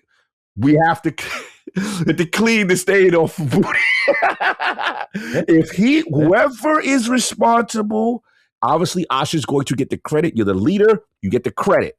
But when it get down to the brass tacks and shrine, we find out who it was. And if it was him, bro, we're going to have to revisit, because then it will lead to my theory about what I said last, Duke. Like, yo, I ain't necessarily agree with the last regime. This is what I would have done. Yeah, little finger here. Yeah, exactly. And if he is his in gaming circles, his cred will rise up. And like, you know what I mean? Because this is a big deal. So yeah, I would think mainline. This will not be no spinoff. And with Beauty, like you said, we're gonna get it. The development time will line up to at least to where the show is on some level. You got perfect synergy. This is what Asha and Ball want. Let's get the money, baby. This is where big franchise work. You're like, bro, Transmedia, we got it lined up for you. What we need to do? Yeah. How much we got to throw? What's up? There's new games and a show. Sign me up, bro. This is That's the thing is, bro, I look at everyone else eating their meals and I just want some fucking food, bro. That's all I want. I just wanted some fucking food for so long. I'm getting fucking live slop. I'm getting fucking shows. And I'm like, yeah, this show's great. Don't get me wrong. But like, everyone knows this shit doesn't hit the same way as the game, bro. I just want some fucking food. And finally, the best meal imaginable, bro. Obsidian, led by Sawyer. Like, Dream. some ball knower got this shit together. Like, that's why I'm like a little hesitant to be like, is it Asha? I don't know. Right? Yeah. It might be the booty because I feel like he knows like Sawyer. Like, she's not coming in like, yeah, Sawyer, him. He made New Vegas. Like, she ain't going to know that, right? Yeah. So I wonder. It's interesting. Yeah. I want to peel the layers. Well, once we get more, like, I can't wait to talk to him. Because Josh just give it up. You know what I'm saying? Sawyer will give it up. So I would love to know who ultimately approached, right? Who made the suggestion? What was your thought process, you know what I'm saying, on it? And then obviously, you know, what type of Fallout game were you thinking? Bro, it's the perfect scenario. And I am, listen, Avowed could die for this. I love Avowed. But you gonna tell me a Josh Sawyer led, and let's be clear, Obsidian, some will say, had the best Fallout game. Some will say. And like I said, you got that talent in the building to help out. The what's it, Boyarsky, the Fergos, the young, like, bro, this we just know. All I care is Sawyer is leading. That gave me the utmost confidence in the world. And my dream was always, when I thought Obsidian signed with Xbox Game Studios, I thought they were going to have AAA energy, but they kind of stayed AA. Oh, this is AAA. You can't come out with we're going to use old resources and repurpose and flip it back and run it back like an Avowed. No, you're going to make blockbuster type energy here. I'm for that. Absolutely. On the note of non-Fallout stuff, right? We see Avowed cancel, but we see they're continuing Grounded 2, they're continuing Outer Worlds 2 DLC. Based on how you and I were talking before the news dropped, we were like, dude, they can't hit them that hard. They've shipped too much. 25%, at least to me, was less than I was expecting. It's still a lot of their workforce. It's less than I was expecting. And frankly, I thought their whole operation of working on multiple games was not going to be a thing. So I would say, all things considered, compared to like what happened to id, who's basically a support studio now, we'll talk about it. You'll talk about it. I'd like to say Obsidian got off from a fan perspective, but also I would say internally, I'd be like, hey, we could have had it way fucking worse. Absolutely. You know, they'll have the eyes on them now where if this doesn't perform, their situation changes, of course. But right now, I would say that it didn't go by as badly as I was fearing. But what do you make of everything else that they've got going on? So we got Fallout, we've got Outer Worlds 2 DLC, Grounded 2, work continues on Avowed 2, at least temporarily. Avalon said that there was a rumored Shadowrun game as well. I'd have to imagine that's paused. Yeah. You know, some of these spinning plates had to settle down, or maybe instead of being a 5 project team, they're like 3, which I still think is great. But what do you make of what's currently active? You know, ignoring Fallout for a moment. Like, hey, they're keeping with Outer Worlds 2 DLC. Why do you think that is? Grounded 2 makes a lot of sense with the size of that team. But Avalon was saying that that's mostly contracted support work. Yeah, because Eidos Montreal is really doing that. I got confirmation from Marcus Morgan, who is the director for Grounded 2 now, that, Eidos is a big role on that one. So to your question, it's got to go with my theme, where greatest strength can sometimes be your greatest weakness, which is Obsidian's greatest strength is that they can incubate multiple projects, multiple teams going on at the same time. So from an efficiency standpoint, it looks amazing, right? But from a commercial success standpoint, that wasn't the focus enough for them. So what I'm getting is, like you said, maybe 5 goes down to 3. What are the key 3? Grounded, Fallout, and then maybe one other project. So it looks like, yes, they're still, whatever they like with Avowed 2, they're still working on it. Yes, they still have Outer Worlds 2 DLC, which is surprising. I thought the DLC days was going to probably be cut short, and then they're just going to exit on. So maybe in a smaller capacity, that to work on. They'll probably deprioritize Avowed 2 with a hope of a repitch maybe after Fallout or what. I don't know what the timeline is there. So yeah, and then obviously we forgot about Pillars, right? You know, there's been a resurgence for. Remember they did the remake of the joint, and I know that they, yeah, you know what I mean. I know that they that's one that they want. I just would have to assume it's been deprioritized to focus on the three things: Fallout, Grounded, and whatever. The key is going to be whatever the third one is. Who's the third? Is it Avowed? Is it something else? And this is, again, the Asha and the Matt Ball era and the Booty era as far as what to prioritize. But if I take my heart and my selfishness out, this is the right call. That it just is. And would you be okay with Avowed 2 being repurposed as an Elder Scrolls game? I think it'd be a little bit more of a task because like you'd have to, you know, they're clearly trying to get Avowed 2 out quickly by reusing everything that was in the first game. Right. But would you be, if that was the project to survive, but that was the price you had to pay? I feel like as an Elder Scrolls guy, you'd be okay with that. Like if it was called like Elder Scrolls Brotherhood, and it was like, you know, kind of like what they did with New Vegas. Like it's not a mainline entry. It's Elder Scrolls semicolon. Oh, I see what you're saying. And it's repurposed as a small spin-off Elder Scrolls game. It's using all the Avowed bells and whistles. Would you be okay with that if it meant your Avowed baby, Avowed 2, lived on, but it took on a new name, a new form, little bit of a new skin? How would you feel about that? Not as upset, only because my main thing is I just think they've got some of the best combat in that space, better than but I know you're gonna come for me. I'm gonna get slanted. I love Skyrim.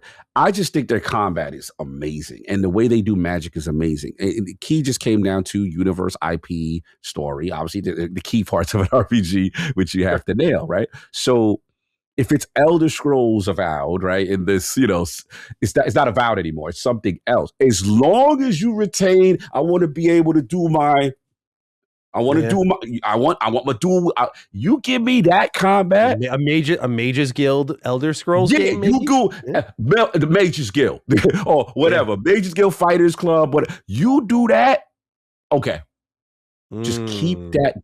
It almost, the way I look at it, it would be like the way people love the Nemesis system in, you know, I think they got something special. I had the most fun with that combat in that universe. So yeah, you do that. All right.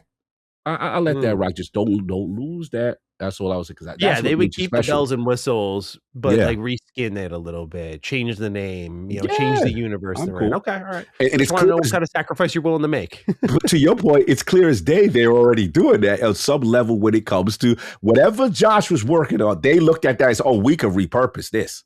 This ain't gonna be too much of a stretch to get this over into the Fallout universe. And all I would love to be is fly the wall, though. I ain't gonna front. I would pay an exorbitant amount of money. Sneak me in the boardroom when Josh Sawyer is talking to God Howard. I want to be there for that. Could you imagine like just the exchange, the thought process, where you go with it? And I know Josh though.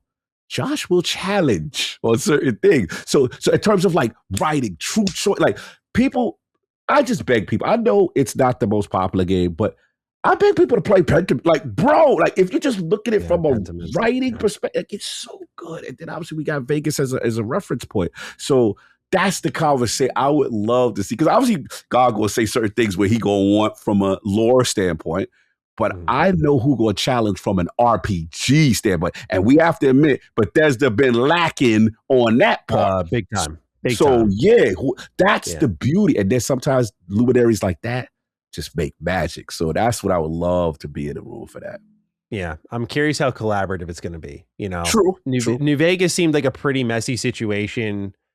You know, I remember Avalon sharing the story about how like after New Vegas launched, they made a PowerPoint showing them like everything that was wrong with the game. And, you know, what a humbling moment all these years later for people to tell you like actually the game that they made that you were like dunking on them for not only made a shit ton of money, but also like is the best in the franchise.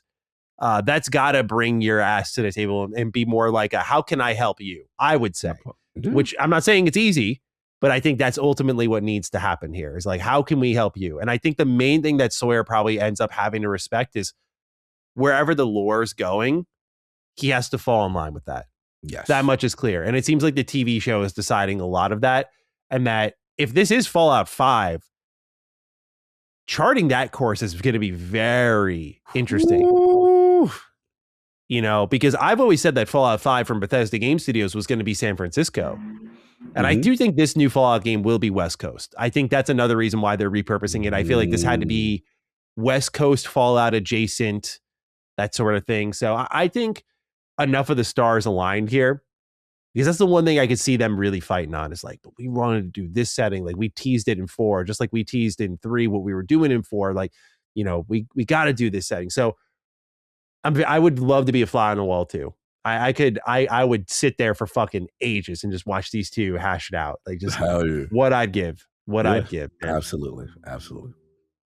All right. Well, in the words of one of our Patreon write-ins, Blay says Duke's new Fallout game led by Josh Sawyer. Fuck yeah, that's all I've got to add to it. So thank you, Obsidian. Thank you, Asha Sharma.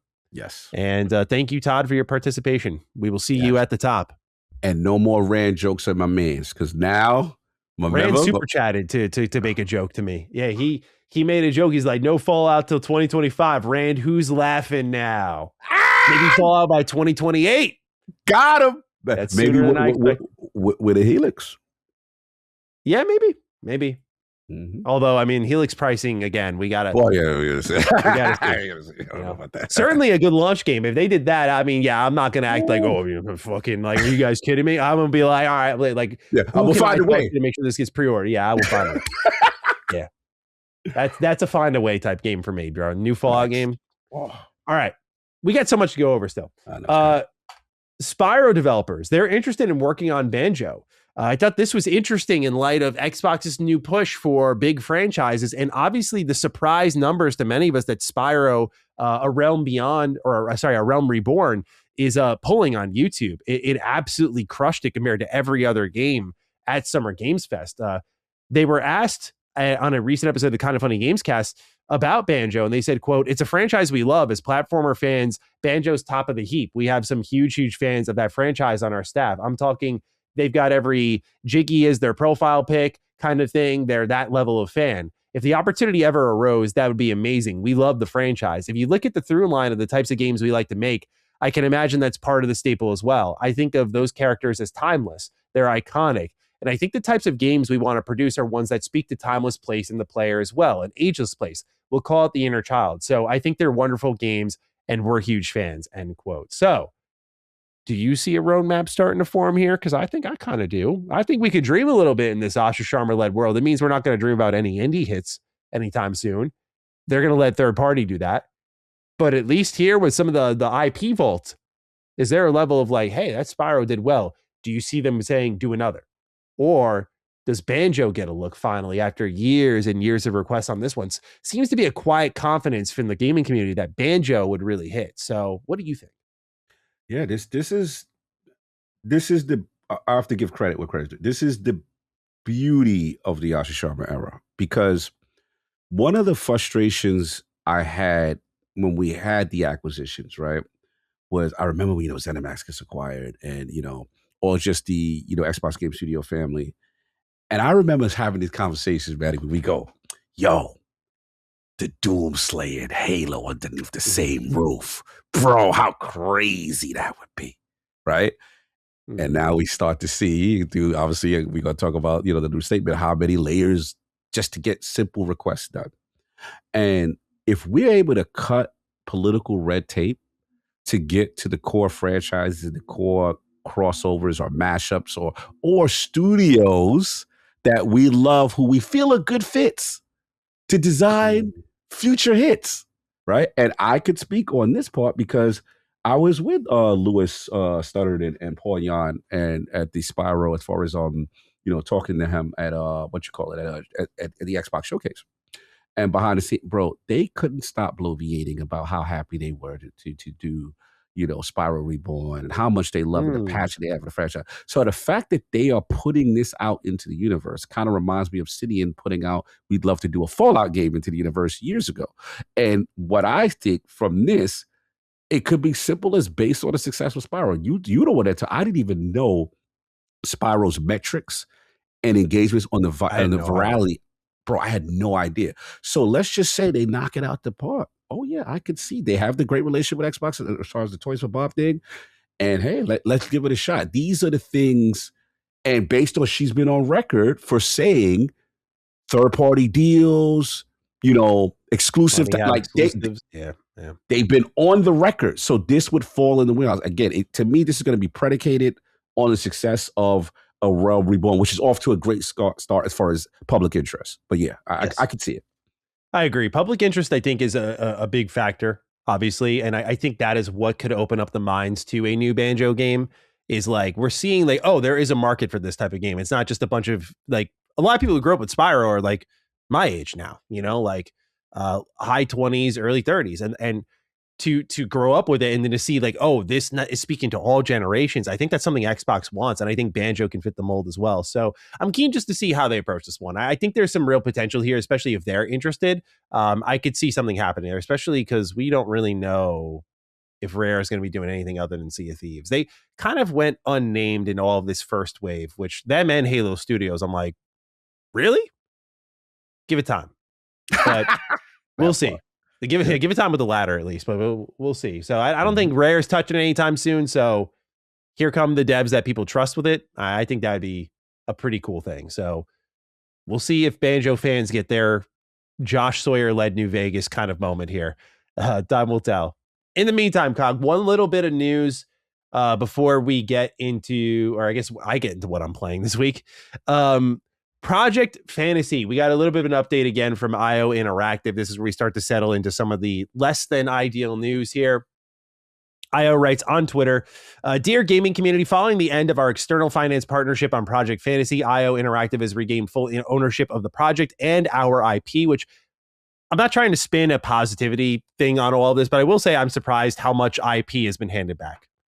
Like, that just doesn't happen. And I don't think people know that because we don't see a lot of this, but like I saw an indie dev saying like the amount of money they had to pay to get their like what they considered, I think, like a no-name IP back, and Xbox just being like, here, take it. Thank you. Very surprised by that. Very rare also. Yeah. So we'll talk about that more in a little bit, but just on that note, we will continue to develop and fund it independently amongst our other projects. With this context, we had to find a new balance for the long-term future of the studio, focus on the success of our main internal core titles instead of external projects and potential mobile game derivatives. This has meant making changes as well as proposed changes across our studios, the closure of our Istanbul studio, and starting a process to part ways with colleagues who have been a meaningful part of what makes IO Interactive what it is. Our immediate focus is on supporting those who are affected as best we can during this period. If you're aware of any opportunities within your network, we would be genuinely grateful for any support you can offer to those talented people. These are hard but necessary decisions in order to retain the long-term future of IO Interactive as one of the very few fully independent AAA developers and publishers, as well as to give Project Fantasy the best possible foundation to succeed under our own passion and direction. Project Fantasy is a game, a world, and an IP we are wholly committed to, and we cannot wait to share the love with you. So the resulting pullout from Xbox has led to a studio closure here under the IO Interactive brand umbrella, and it seems to have stalled out Project Fantasy. But again, I like that they are still committed to it. Certainly does not seem to be at the fault of IO Interactive. So your thoughts on this, sir, with the latest update on what's going on with Project Fantasy? Yeah, I mean, obviously, on one hand, I love the fact that they were able to retain the IP, which again I thought the studio's going to get closed, they'll lose the IP, Microsoft or whatever will be the surveyors of it. And I kind of think of what's the joint? Platinum joint. What was why am I blanking? Scalebound. You know what I'm saying? Yeah. Where it was kind of situated like that's how it normally goes. Like project close, we're not working together, but I retain this, even though I may never do anything with it. You can't have it. Like that's the cold, harsh reality of the games business, especially with IP. I work with IP infringement a lot, you know what I'm saying, especially at Meta and stuff like that. So that's generally how it goes.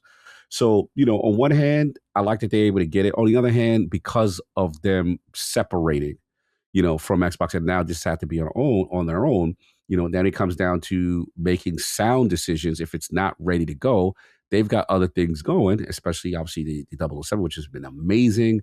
And that's the unfortunate part, which is like, okay, as of right now, we got to shut down the studio. We still believe in this idea, this project, but it may be a ways off before we could get the funding or just, this off the ground to see the light of day. And that's the sad part. So that part is a setback, and I don't want to minimize that. That is a byproduct of also the, situation not happening with Xbox. So it's unfortunate all the way around. I am surprised with this one because I thought some Xbox would be interested, and to be honest, what I mean? I'm surprised that I would love to know the reasoning as to why they felt they didn't see any potential in this.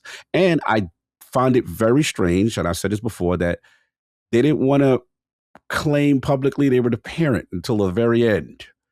Like, I felt like this went very much under the radar. Usually Xbox is like, hey, we're the global publisher. Hey, we're helping Ninja Gaiden get out, to the point where we're actually calling it a first party game. Remember that? Like, they were like, we're the parent. You know what I'm saying? I'm like, oh, okay, all right, Dad. You know what I'm saying? But this joint, like, it was a weird thing. I would love to get the skinny, the behind the scene on why they didn't feel like that. And Blackbird. I mean, obviously with Blackbird, we heard it was, and obviously ZeniMax a little different, and we heard that it was expensive, but why not this? Just curious. Yeah. The only explanation that I can make sense of all this with is that Xbox Game Studios is going to kind of take an approach similar to what we've seen with Lucasfilm Games or Paramount Studios, where we have this library of IP, Fallout to Doom to Wolfenstein, Halo, Gears, all these things, right? Instead of always funding new things or whatever it may be, like whatever Project Fantasy is, do we try to basically give these IP to trusted partners and have them make games that fill in the block, the gaps, I mean. So think of Fallout New Vegas as an example. Like, that was supposed to be a holdover between 3 and 4, and it did exactly that.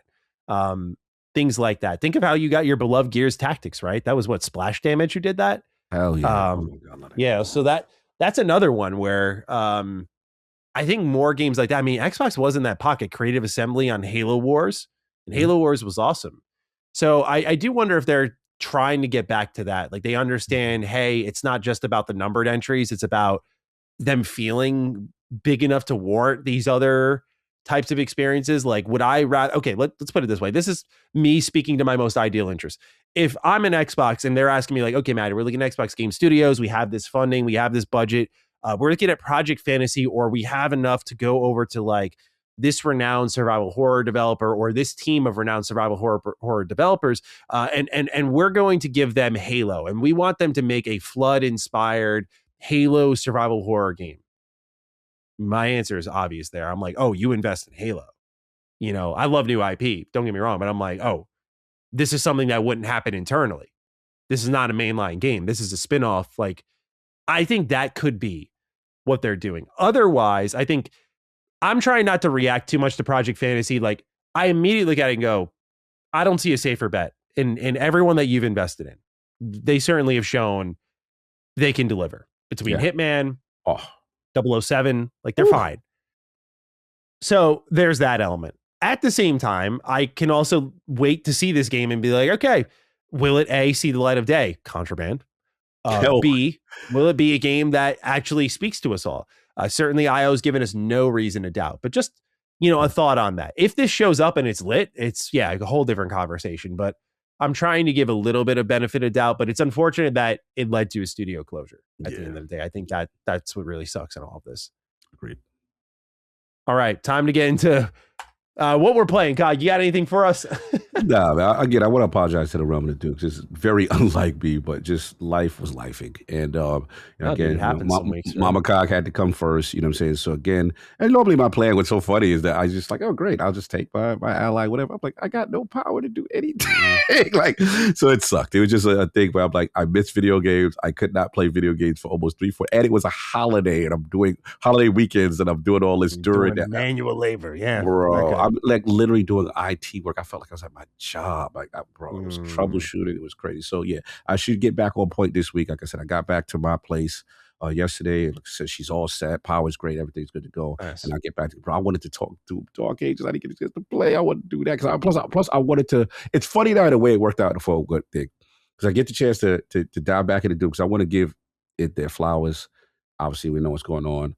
I actually want to revisit Avowed a little bit. Just to revisit, lick the wound. Lick the wound because now that I know, remember the reason why I didn't do the update. Remember, right? Because I was like, there too. I ain't doing that. You know what I'm saying? Like, we doing a real. So I may have to revisit as a final song. So pour it out for the homie. You know what I'm saying? And obviously, next week I should have more to talk about because I believe next week is Alters Variables coming up. You know how I feel about the Alters. And I'm super pumped about that. All my scientists, Yondowskis, y'all know what time it is. That's one of the best characters in the game.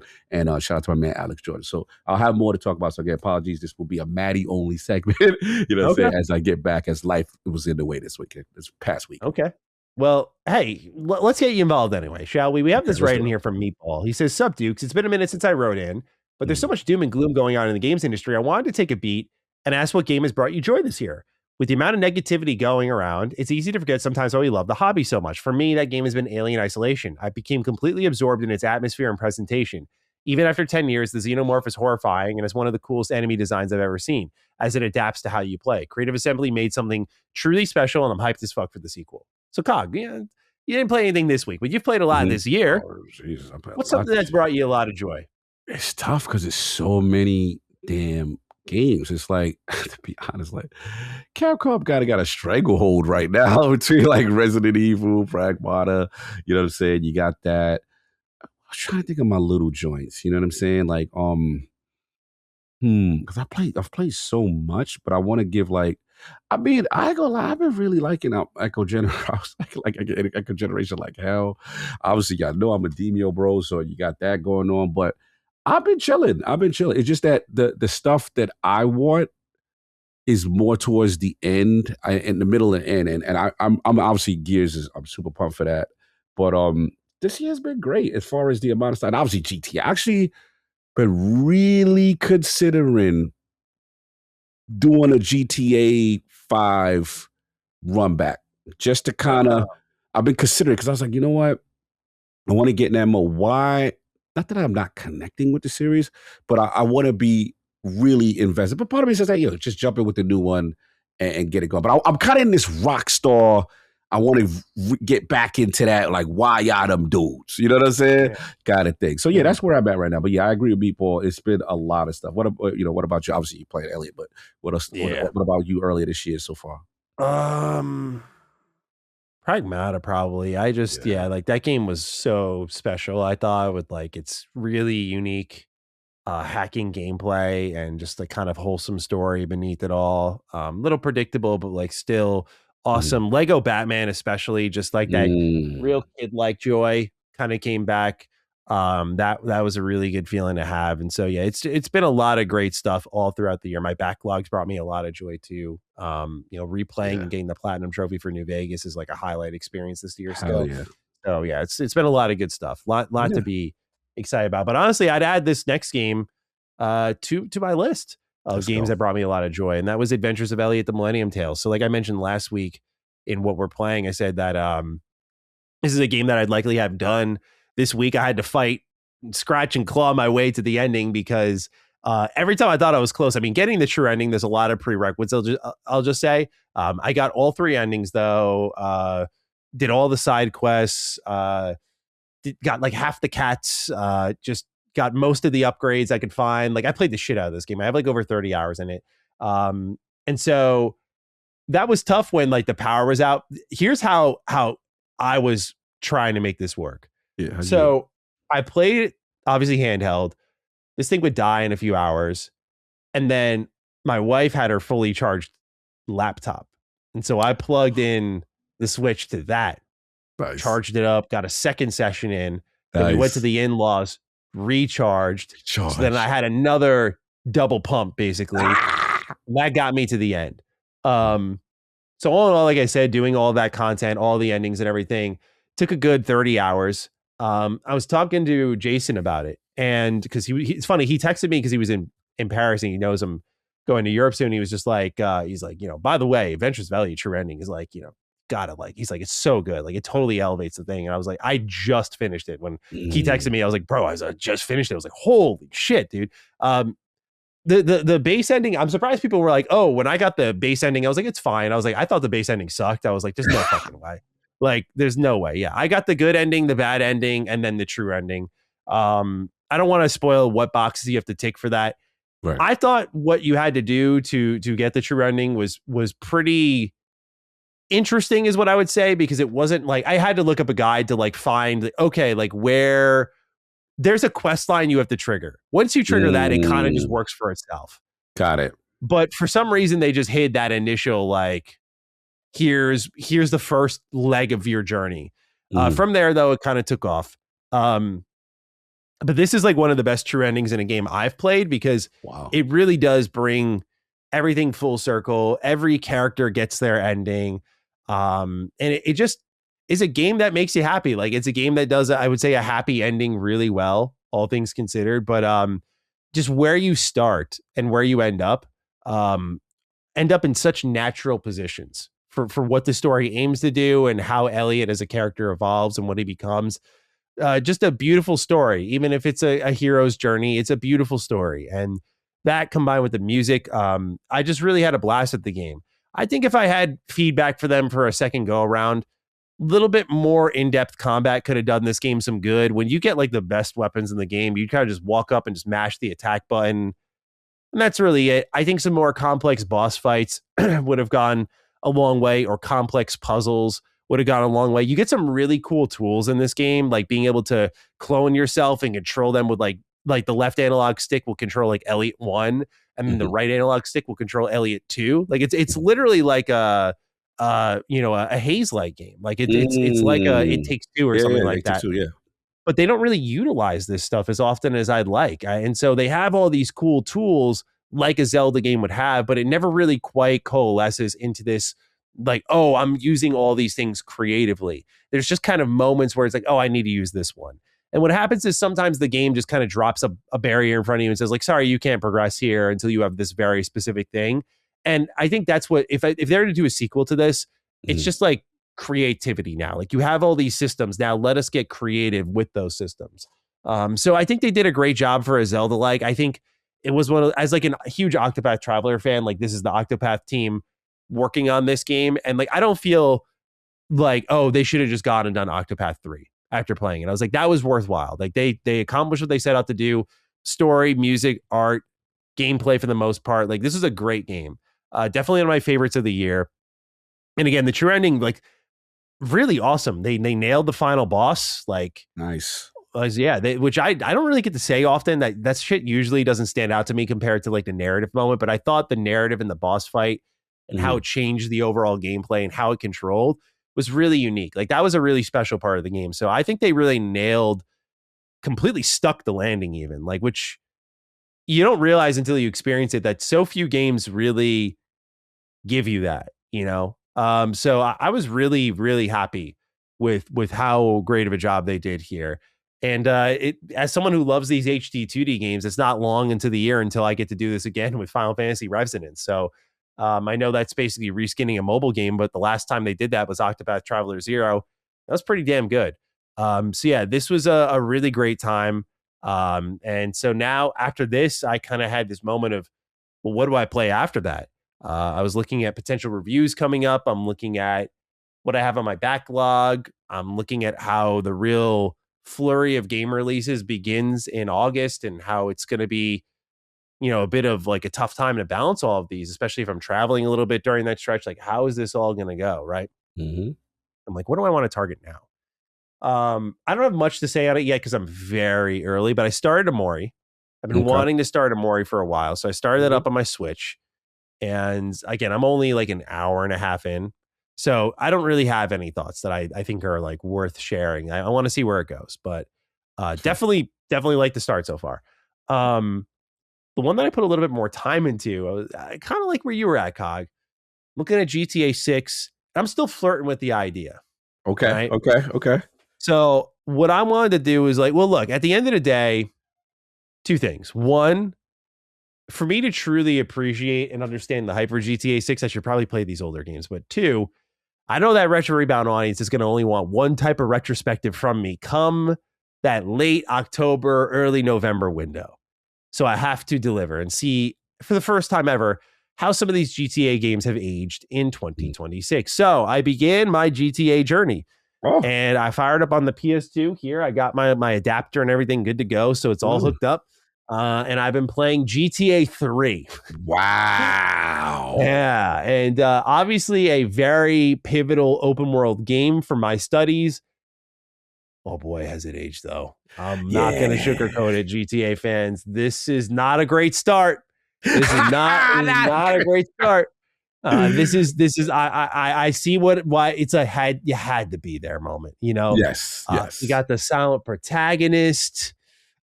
We've got really shitty controls. Mind you, I'm not, again, I have to emphasize, I'm playing this on the PS2. I'm not playing this on the definitive edition. I read enough comments. I watched so many reviews. Even with the fixed version, it seems like it's still not quite where fans want it to be. And so I'm like, you know what? Let me experience it as intended, the way Rockstar envisioned it. So I'm, like I said, playing it on my PS2. And there's a lot here to admire. Like, there's a lot of the sandboxy nature that makes GTA special. Very impressive game in some obvious ways. As someone who's watching Sopranos right now, like hearing Ralph's actor as Luigi, I'm like, oh, fuck. I was like, you can tell they were such fans, right? Oh, yeah. I thought that was awesome. But yeah, it's like my first kind of go around. I'm a few hours in. I'm like, all right, I kind of see what's special about this game. But like, bro, the story and the way it's all delivered and the gameplay, it's a little rough. It's a timepiece. It's a time. It's for the time. Yes, very important video game, and that will be acknowledged whenever the retrospective comes around. Don't worry, everyone. But definitely from a personal, just going in blind. Yes. How are things looking here? You know, it's a bit of a tough go, I'll say. But the games I'm most interested in playing when it comes to old GTA, like I'm playing this mostly for the culture. What I'm really interested in playing is San Andreas, because I did play that when I was a kid. And then 4, which I tried to play. My friend and I made like a deal. He was like, I'll play Fallout 3. You play GTA 4. Now, my friend got to the end of his deal. He played and loved Fallout 3. He was like, I swear you're going to love GTA 4. Me in 8th grade was not ready for the slow opening to GTA 4. And so I was just like, yeah, I'm going to goodbye. So I have not played that since. But that's not saying that was the right choice. Right. I am very interested in GTA 4 and its DLC. I'd like to try it out. So those are the 2 I have my eyes set on. I'll also be trying out Vice City, but this is kind of the beginning of me trying to get through these GTA games and seeing what has resonated with the Grand Theft Auto fan base so much over the years. I played 5, dabbled in 4, played San Andreas when I was way too young, but I want to see it all. And that will help me alongside Rockstar's marketing determine if I will be there in November, which I know people think is pretentious. I'm really not trying to be annoying about it. But again, I'm really weighing out, like, I'm going to miss a couple of weeks of gaming when I'm in Europe. It's like, I could catch up in November. I could, you know, especially if like because people are like, I've had some people challenge me. They're like, you ain't going to miss those views. And I'm like, bro, if I'm doing this shit on Retro Rebound, I'm good. Like, you know, like everyone knows, like, especially Mr. Sawyer, I'm good. Like I got my GTA 6 in the pipe now. All right. Between that, it says 6. Like, if everyone's worried about my content, we're good. Like, there's plenty of stuff that is Maddie adjacent starting next year that I get to talk about, and we're good. So it's really about personal interest, which is what it's always been about. So we'll see. But I definitely want to continue to play these old GTA games, see where it all goes. But GTA 3, you're an interesting specimen, is how I would describe it. And that's all I've got for you. Fair enough. Here we are, Cog. The grand Xbox reset. It is here, and it is a lot. So we're going to read the letter that came out from Asha Sharma, which she also had sent internally to Xbox employees and then shared on the Xbox Wire. So let's pick this apart, and then we'll also discuss the results of these decisions. She writes, Team, we are beginning the most significant restructure in Xbox history. After careful consideration, I have made the difficult decision to reduce our team by approximately 3,200 people throughout fiscal year 2027. This will include approximately 1,600 role eliminations today, and in addition, 4 studios will leave Xbox to new management. I recognize that a year-long restructuring creates additional challenges. Unfortunately, it is not possible to make all the necessary changes in a single day, and I wanted to be direct about the scale. I know this is painful. These changes will directly affect people who have poured their creativity into building Xbox. Many joined us through acquisitions, while others were recruited here or sought us out because they loved this industry and loved Xbox. Today's decisions do not reflect their talent or dedication. Our business is not healthy. We are operating at 3 to 10 times lower than comparable platform and publishing businesses. We entered Gen 9 with a smaller install base and a higher cost structure. To grow, we bet on Game Pass, multi-platform, and a broader portfolio of content. While those businesses have created meaningful value, they did not grow at the pace we expected.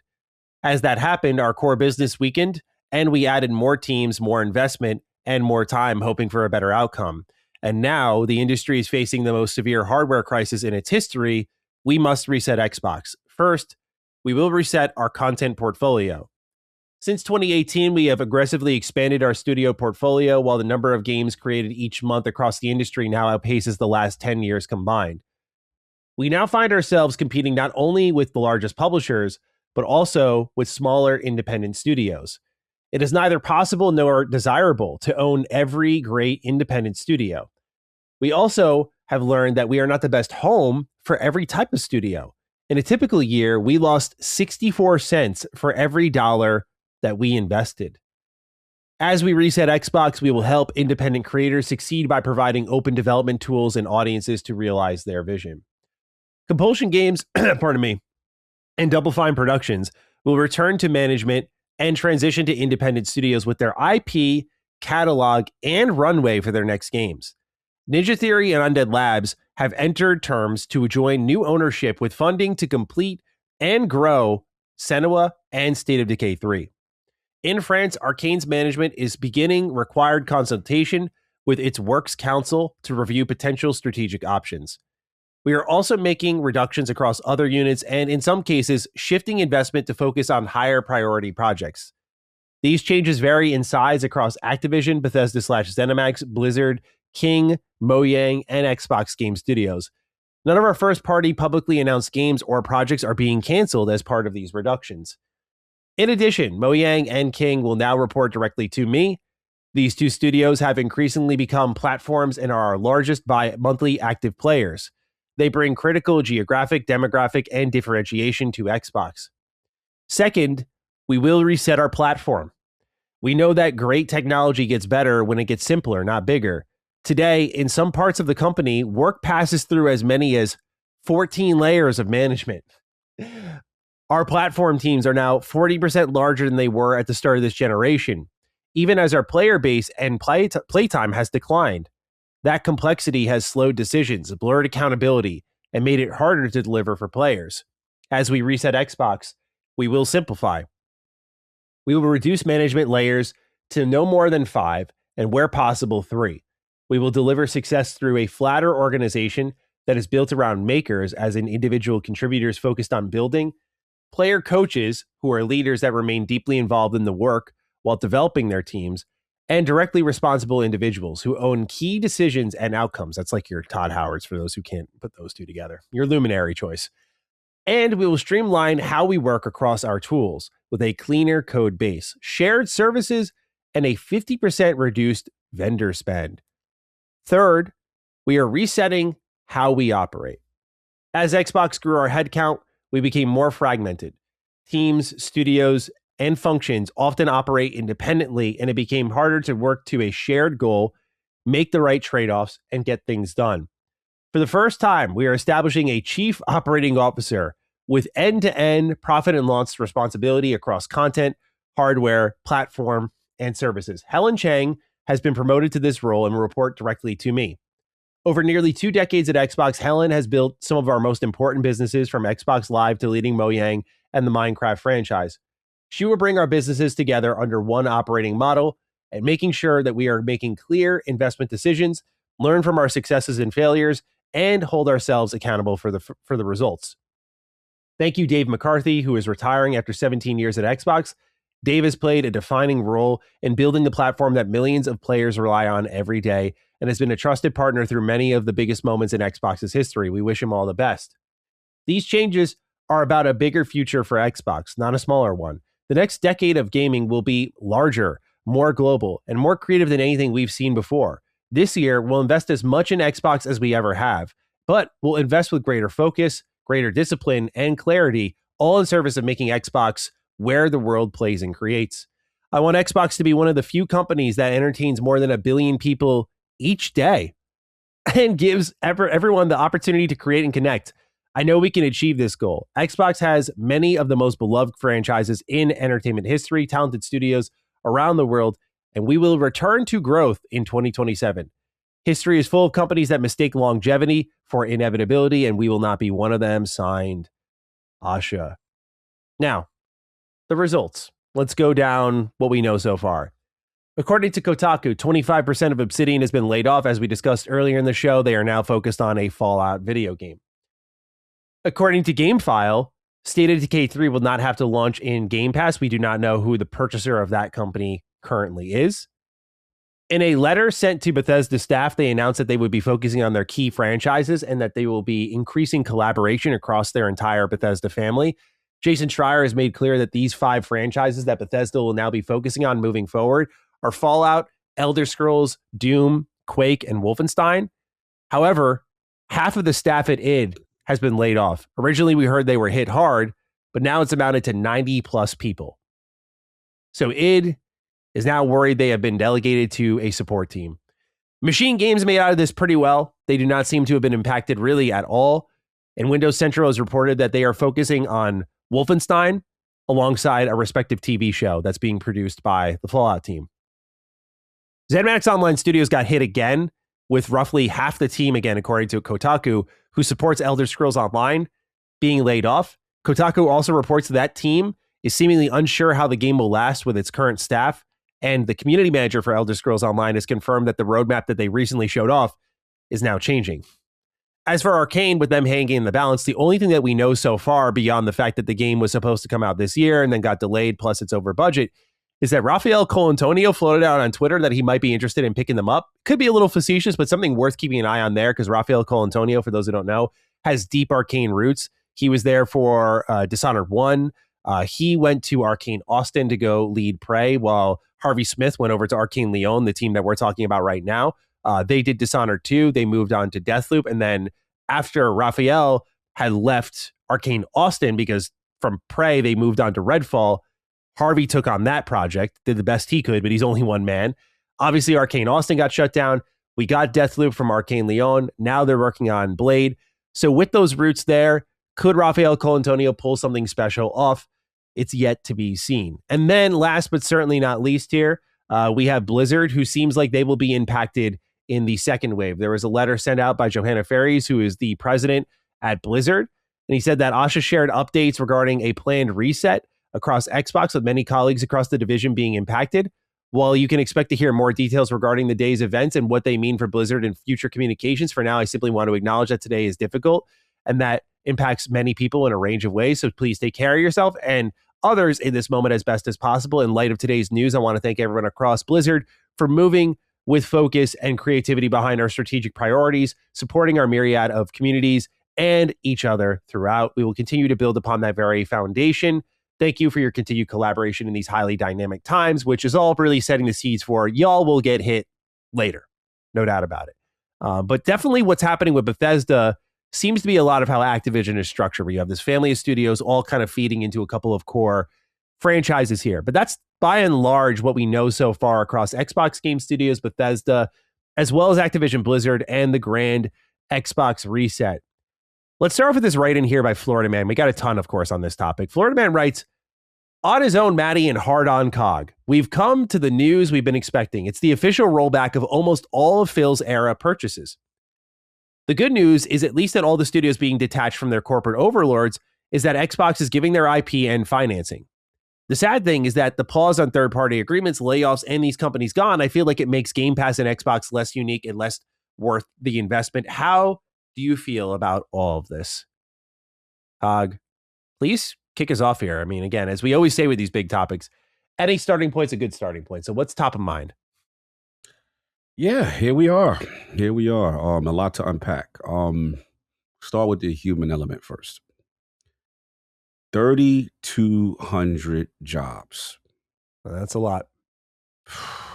That's a lot. That is significant. I mean, we're talking like some cities don't have that amount of people. But all jokes aside, it's just like, when I see the human element of what is gutted, and again, I've always talked ad nauseum about generational talent that will be leaving the industry that will never come back. Also, we talk about, friends of mine. I want to shout out, one of the community managers from Bethesda, got hit hard. Shout out to Jess. Yeah. Good friend of mine. A lot of friends. Just generational talent. I mean, on the Xbox side, want to shout out Money Rumble. This is a guy who, man, in terms of gaming, building the brand as far as sports, I remember them really making their presence in these certain arenas, especially with the WNBA and certain NBA, NFL teams and things of that nature. They were really making their stakes to building the brand. He was there for the very first Fan Fest. Like, I know these people very well. These were people who excellent at their job. Also from the id team. Just the generational talent that is just gone. And I guess from my standpoint, the thing that is frustrating is no matter how hard they worked or no matter what, these people have been let go. And then on top of that, it's just that we're talking 1,600 now, right? There's also what people have to understand is when you're in this environment in corporate, there's survivor's guilt. There's also the people who are still working every day now under the condition of, man, I survived, but doesn't necessarily mean I am also going to make it. And these are the conditions now you have to work under. I just want to be very clear. That is not healthy. We had to be very clear. There is one thing to say, hey, at least I got my job. And that is true. It is very difficult to maintain a job in this volatile. This industry is the worst. Like, this is being real. It is the absolute worst. Like, the people who create the things that we love, and a lot of them are successes, still get axed, get canned, and the decision makers get to live to fight another day. And there's rarely the repercussions for the people who make bad decisions. And I just went through this with Bungie. You know what I'm saying? There are people who at the top level who put this company in the position they are. What I read from this is an indictment, right? This is an indictment. If you read her statement, this is like, hey, God, this is the hand I've been dealt. When you look at the profit margins, that's atrocious. That's like, what was it? A 60 cent for every dollar made. What was the quote? I think 67 cents or 64 cents on every dollar, something like that. Atrocious, right? So that goes to show you we're not healthy. And as a result, I told people, I have to give myself some credit. I told people this is the part now. This is the part where we're going to see what's going to happen. And we're going to see things that you don't necessarily like, right? And to me, my biggest issue is id. Because my thing is this. This is the thing I have to give her smoke. I know a lot of people are going to talk about the other part. We're going to get to the other part as far as the studios and stuff like that. I just want to get to the human element and also what they said with this regime. They said key tentpole franchises, Elder Scrolls, Fallout, right? Halo.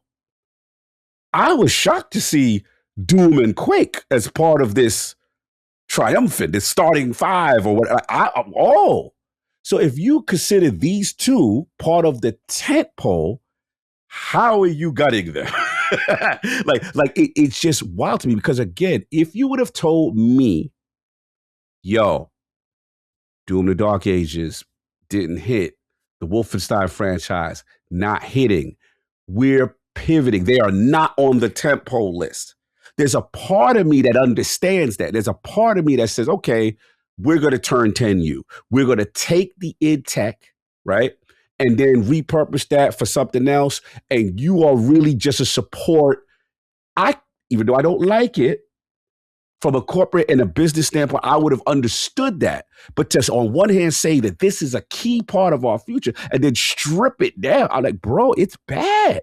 What been ripped apart from it is bad. And here's the thing that people don't understand from a technology standpoint, that is one of the most optimized, dope engines in gaming. Like the Switch is running Doom. Switch 1 running Doom and Doom Eternal. Like this is, I don't know if you saw John Linneman's from his outburst, his messages from social media, from Digital Foundry, right? Like this is one of the best engines in gaming, and we're talking about a history, right? We're talking about Doom is one of them forefathers as far as like FPS and just what they do. And to see these luminaries just completely gutted, and it feels nasty with Doom, the Dark Ages coming out. As you know what I mean? It just don't feel good. I just got to be honest. So that's my human element. That's my side. And look, there's a lot of talent. Now here's the other side. This is where the civil war is going on right now. And I see it. But I think the argument can be made for both sides, because the other side is going to say, okay, y'all said they bought too many studios. They acquired. They got too big. Y'all said games taking 7 years to take too long, right? What the hell is going on?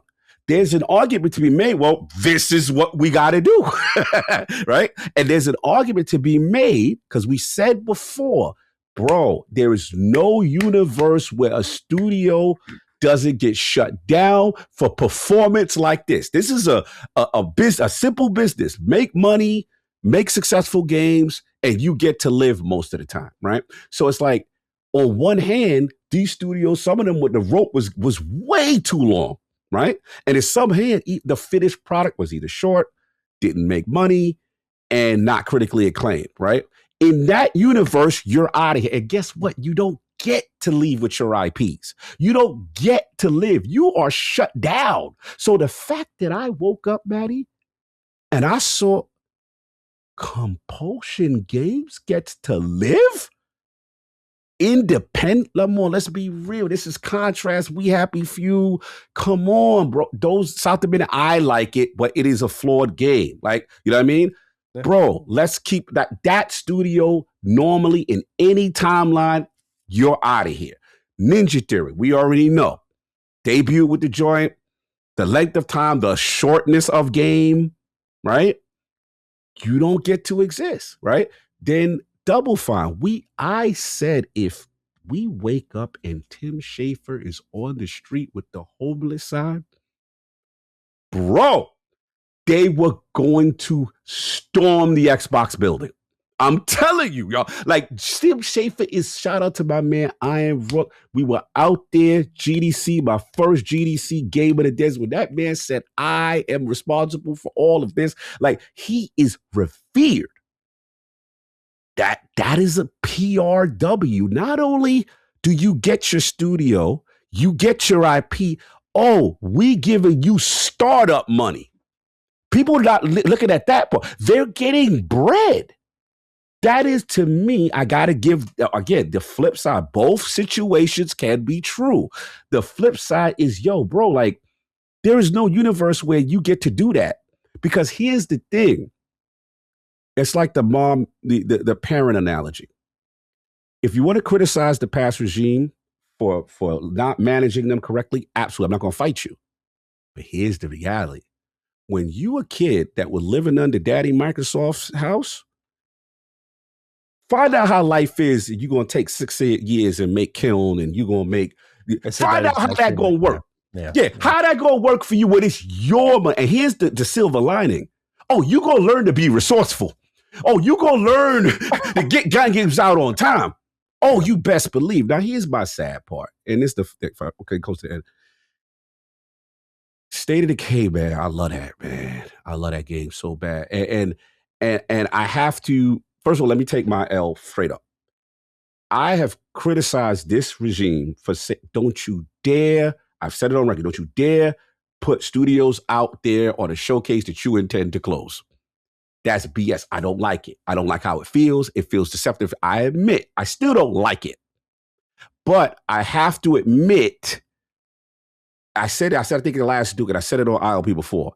If it comes to find out that this strategy saves them, and it appears that some shadow broker buyer said yes, right? Now, I personally feel I still don't want to put them on no stage like that because I still feel you're being deceptive to the Xbox audience, right? So there's a me that says, yo, do that behind the scene. But if that clearly, whatever they did or however they did it, and that will come out, they were able to save those two studios. I didn't think anybody buying no ninja did. Yeah. Yeah. Bro, this is the studio made Bleeding Edge. Bleeding Edge. So let's not forget. I'm sorry. Digital, I love you. That was trash. I'm sorry. I don't like anything about Bleeding Edge.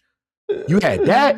You had Hellblade 2, which I like, but Maddie and Gene are correct. That game, 4 or 5 hours tops and less interactive than what the first one was. What universe, with the amount of time you spent, do you get to live and you get to keep your IP? You better be thankful. Yeah, bro. You better be thankful. And what it showed me too, and I got to give Asha the team this, they were working around the clock to find them. But I was expecting more. Again, not the human side. 3,200 layoffs, horrible. Let's be clear. Not justifying, not cold. That part they got to answer for. And there's still the 1,600 that got to come. All I'm saying from the business side and from the selfish gamer side, this is a PRW. There was no way I expected any of these dudes to be sitting there talking about. I'm seeing Double Fire put out the tweet. Bro, I saw my man Guillaume Provost faking Xbox on LinkedIn, faking Asha, Matt Ball, like, yo, woo! You know what I'm saying? Like, let's keep it a buck. That was the ultimate gesture. So yeah, as we finish up, I was just gonna say, what was chilling to learn, 14 layers of management to have to go through to get a sign-off? Bro, that's horrible. Again, indictment. That means we can't get the simplest. And here's the other thing people ain't paying attention to. She purposely said, oh, Minecraft, Mojang, King, y'all coming with me. See, that to me says a big thing. Oh, I understand where the bread's buttered. Oh, I'm going to know what the hell y'all doing. You know what I'm saying? Oh, we not going to have 14 layers with you. Other interesting key point that people are not talking about. Prior to these messages from Miss Asha Sharma, we would get Asha and Matt. Asha, I did not see Matt Voody's name mentioned on any of this. And I just found it. Yeah, this is her asserting. Again, these are the things we're going to learn with a new regime. This is her asserting control. And I got to respect the Mojang and the King thing because these are parts of the business that are super viable. And I will give Phil this. Mojang was his greatest thing because what we found out was Mojang serviced everything. that was you was getting that. I think we just learned that they were like using those profits to like reinvest them in other parts. I'm just like, dude, holy shit! Like, bro, yeah. That's again indictment. I can't get mad at her for saying, "Look, guys, this ain't it." Yeah. And she said, "Oh, that's what I." Bro, she said the multi-plat wasn't either. That did not work. So my theory about, yeah, you may have Forza Horizon 5 as the outlier, right? But we all said Gears we know didn't do well over there, or Avowed didn't do over there, or the Worlds ain't do over there, all these other multi-platform, she's justifying the exclusive play in a way because it's basically saying, look, we did that. Despite all our efforts, despite our investments, none of that ain't work. Losing more money than ever. Yeah.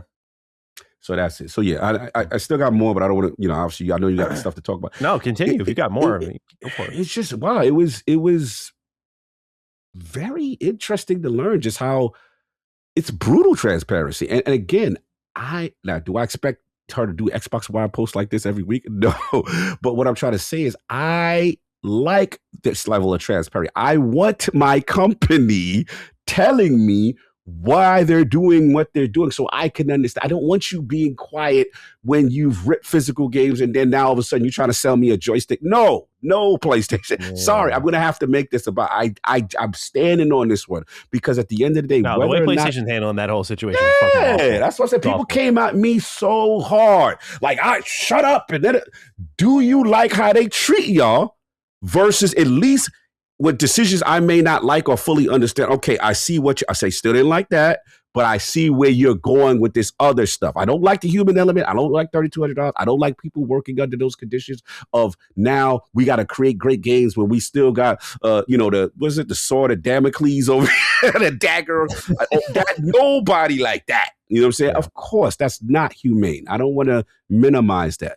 All I'm saying is from a business standpoint, if we're being honest and just business and also from a gamer standpoint, people always said, why does it take so long? Why don't you have all these things ready? What's going on with the Fallout games? What's going on with the tech? Why is Halo? If we honest with ourselves, we like, yeah, that probably had to happen.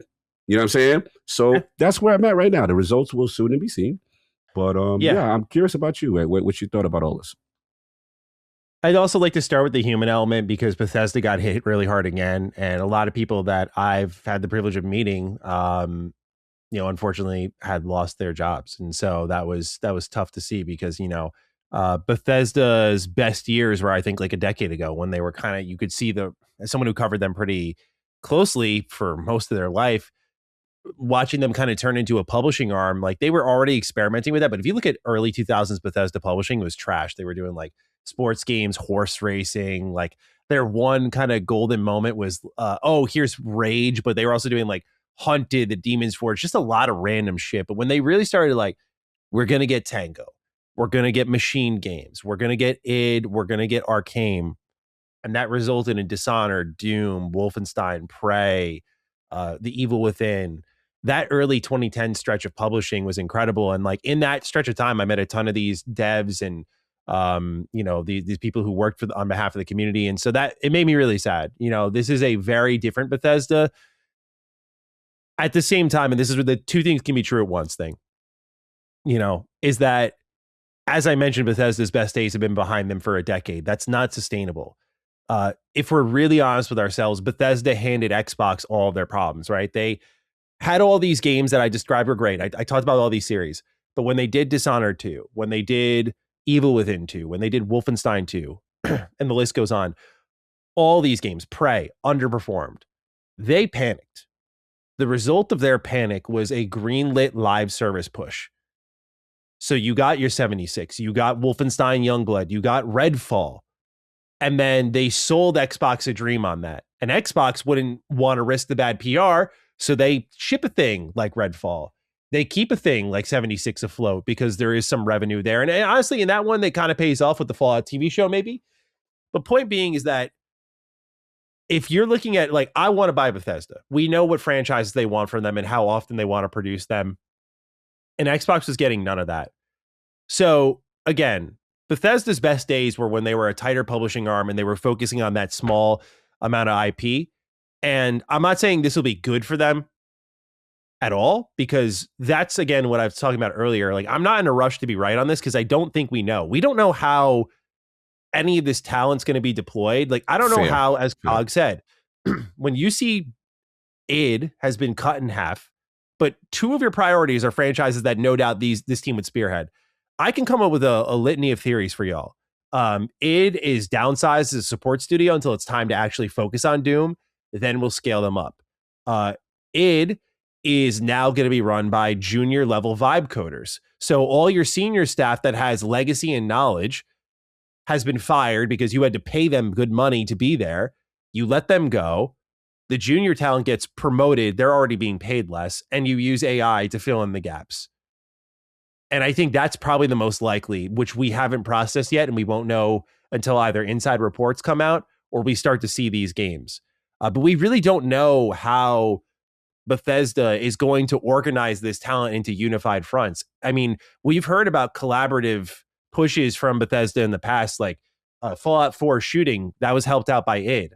The Hellraiser from Doom 2016, Tango made that. There were these little crops of like collaboration. And it sounds like what they're doing is driving more of that. I can't lie, based on those types of results, Fallout 4 shooting is nothing to rave about, but when you compare it to Fallout 3's, it's a million times better. I can see some potential in this kind of all hands on deck, project by project approach. Someone loses out in all of this. Unfortunately, id lost the biggest. And the thing that frustrates me most about id is their loss didn't really feel like their own. That's the thing I'll say in their defense. When you look at the estimates by Alinea Analytics, we have no other numbers to go off of. They estimated that 2.2 million players played this game of a total of 3 million through Game Pass. So 800,000 people around its launch bought the game. The other 2.2 million played it through Game Pass. And we've learned, as things with Call of Duty released on Game Pass, this is a profit loss machine in some way, and it's hurting the performance of some of these games. So something like id producing Doom the Dark Ages in a 5-year window, which is pretty good for today's standards in AAA, putting it on Game Pass, it not doing super well outside of sales because most people played it on Game Pass. Is that really their fault? And should they be cut in half because of that? I don't think so. Valid. Other things that are unclear and why I don't want to jump on board quite yet is, yes, there are some like quote W's end quote in all of this. But if you're going to focus on Elder Scrolls, why are you cutting off your Elder Scrolls Online team at the knees, where that game's going to be in like maintenance mode soon? It seems like. Is this part of folding ZeniMax Online into just, I mean, last we heard, Elder Scrolls Online was profitable. It was a moneymaker. So more than 76. Like, this game made millions of dollars. I love the new content. And they cut that team in half to just have them focus on ESO.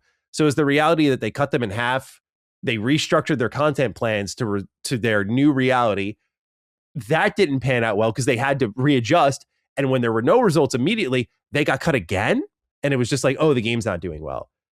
So again, I think Bethesda and Xbox as a whole needed a reset. That much I can agree with. To how this all plays out, though, no one will truly know. And I think I dare anyone to guess, because right now I don't think anyone knows enough about game development and how all these teams have run for years and years to know how, say, you're Matt Booty or whoever's at the head of all these Bethesda studios, looking down at them, and you're like, okay, we're going to take this staff from id and this part, and we're going to put them into machine games, and we're going to push Wolfenstein forward. And then when that's out, we're going to move them all together as a unit into a Quake or a Doom. Maybe that's how they move, where they've slimmed things down. We've seen QAs got hit pretty hard. My guess is they're going to consolidate their QA into houses, where there's like a Bethesda QA house instead of each team having their own individual QA. I wish them the best of luck on that. I don't think that's going to result in better games. QA is severely overlooked in today's day and age. And so that's another thing that I look at. I'm like, yeah, of course, when you look at the middle management, I'll talk about it in a moment. That's a huge problem. Fucking cutting that thing off. Like, again, I'll get into it. Smart choice. But I do look at some of these teams that are getting dissected by one of my favorite publishers of games, and I don't know how they're going to pull this all off. At the same time, though, I think they invited this fate upon themselves a while ago. And that is not the developer's fault. So any devs from these teams listening, I'm not blaming you. I'm just saying, though, that I think the fate was invited upon yourselves when leaders decided, instead of sticking with these franchises and kind of trying to get creative with them or trying new IP, sticking with what Bethesda as a company is known for, which is single player, that multiplayer push utterly fucked this company. It's delayed the roadmap for games that you care about, like Tez 6 and Fallout 5. It almost wrecked companies like Machine Games. It played a little bit into the strengths of Doom because they were like, hey, we got multiplayer mode. Like, we're good, right? And to me, when they did no multiplayer in Doom, the Dark Ages, it was addition by subtraction, I felt. Because I never liked battle mode in Eternal or whatever. Like, Eternal was just a straight up single player game to me. But like, obviously, Arcane Austin got completely decimated after an incredible video game like Prey. But that was a Bethesda decision, to be clear.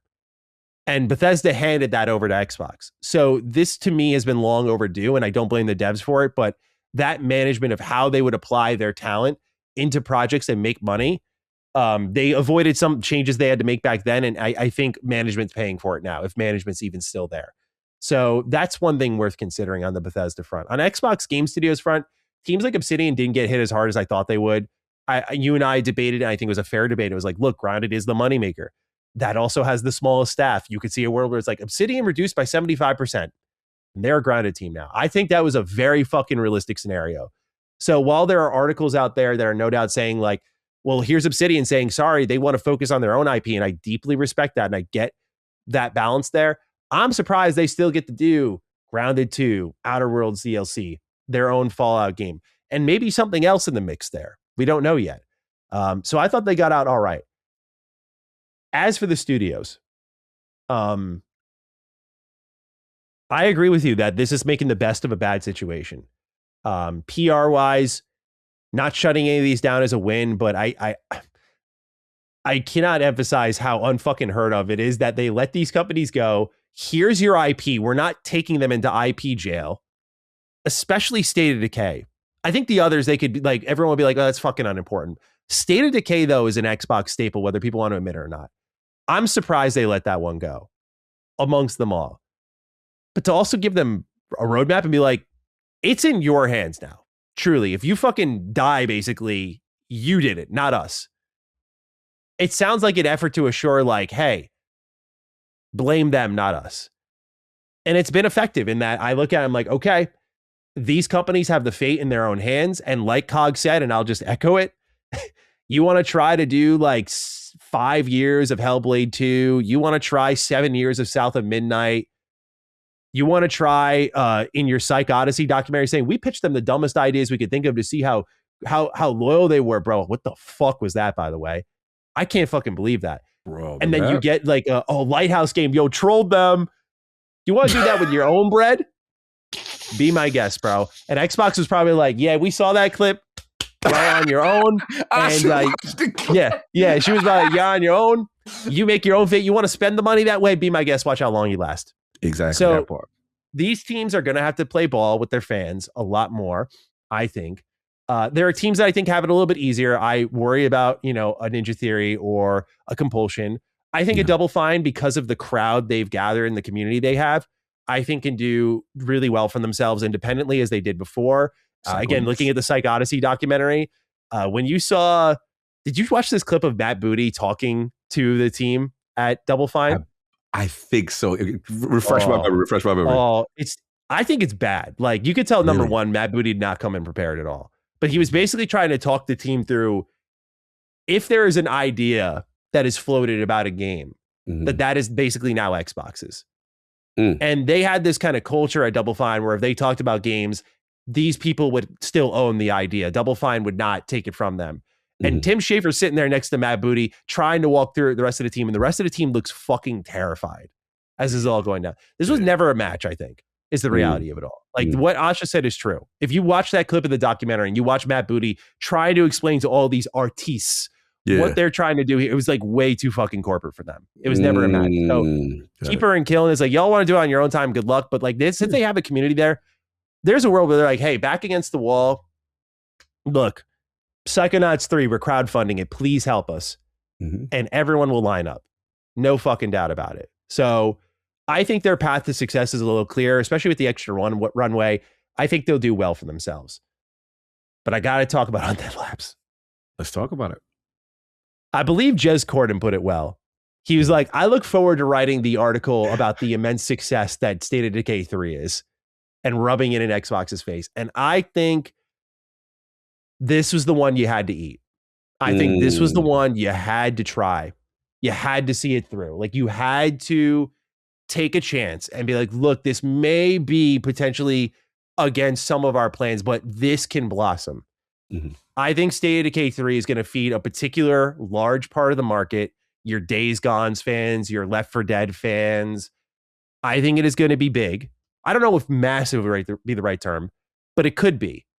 And that's the thing, is that this is a tentpole Xbox franchise that started on like your indie summer arcade service and turned into this. Like this was the moment. Now I get it.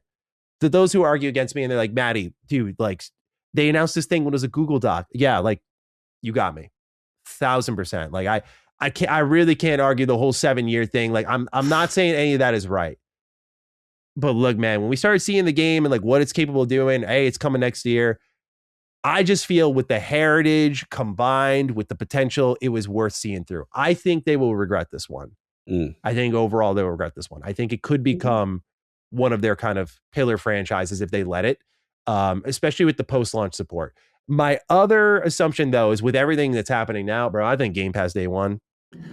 I think it's days. Oh, yeah, so I think it's a dub. Yeah, I think it's everybody who got for these guys, I think it's a wrap. But I'm talking like everyone in general.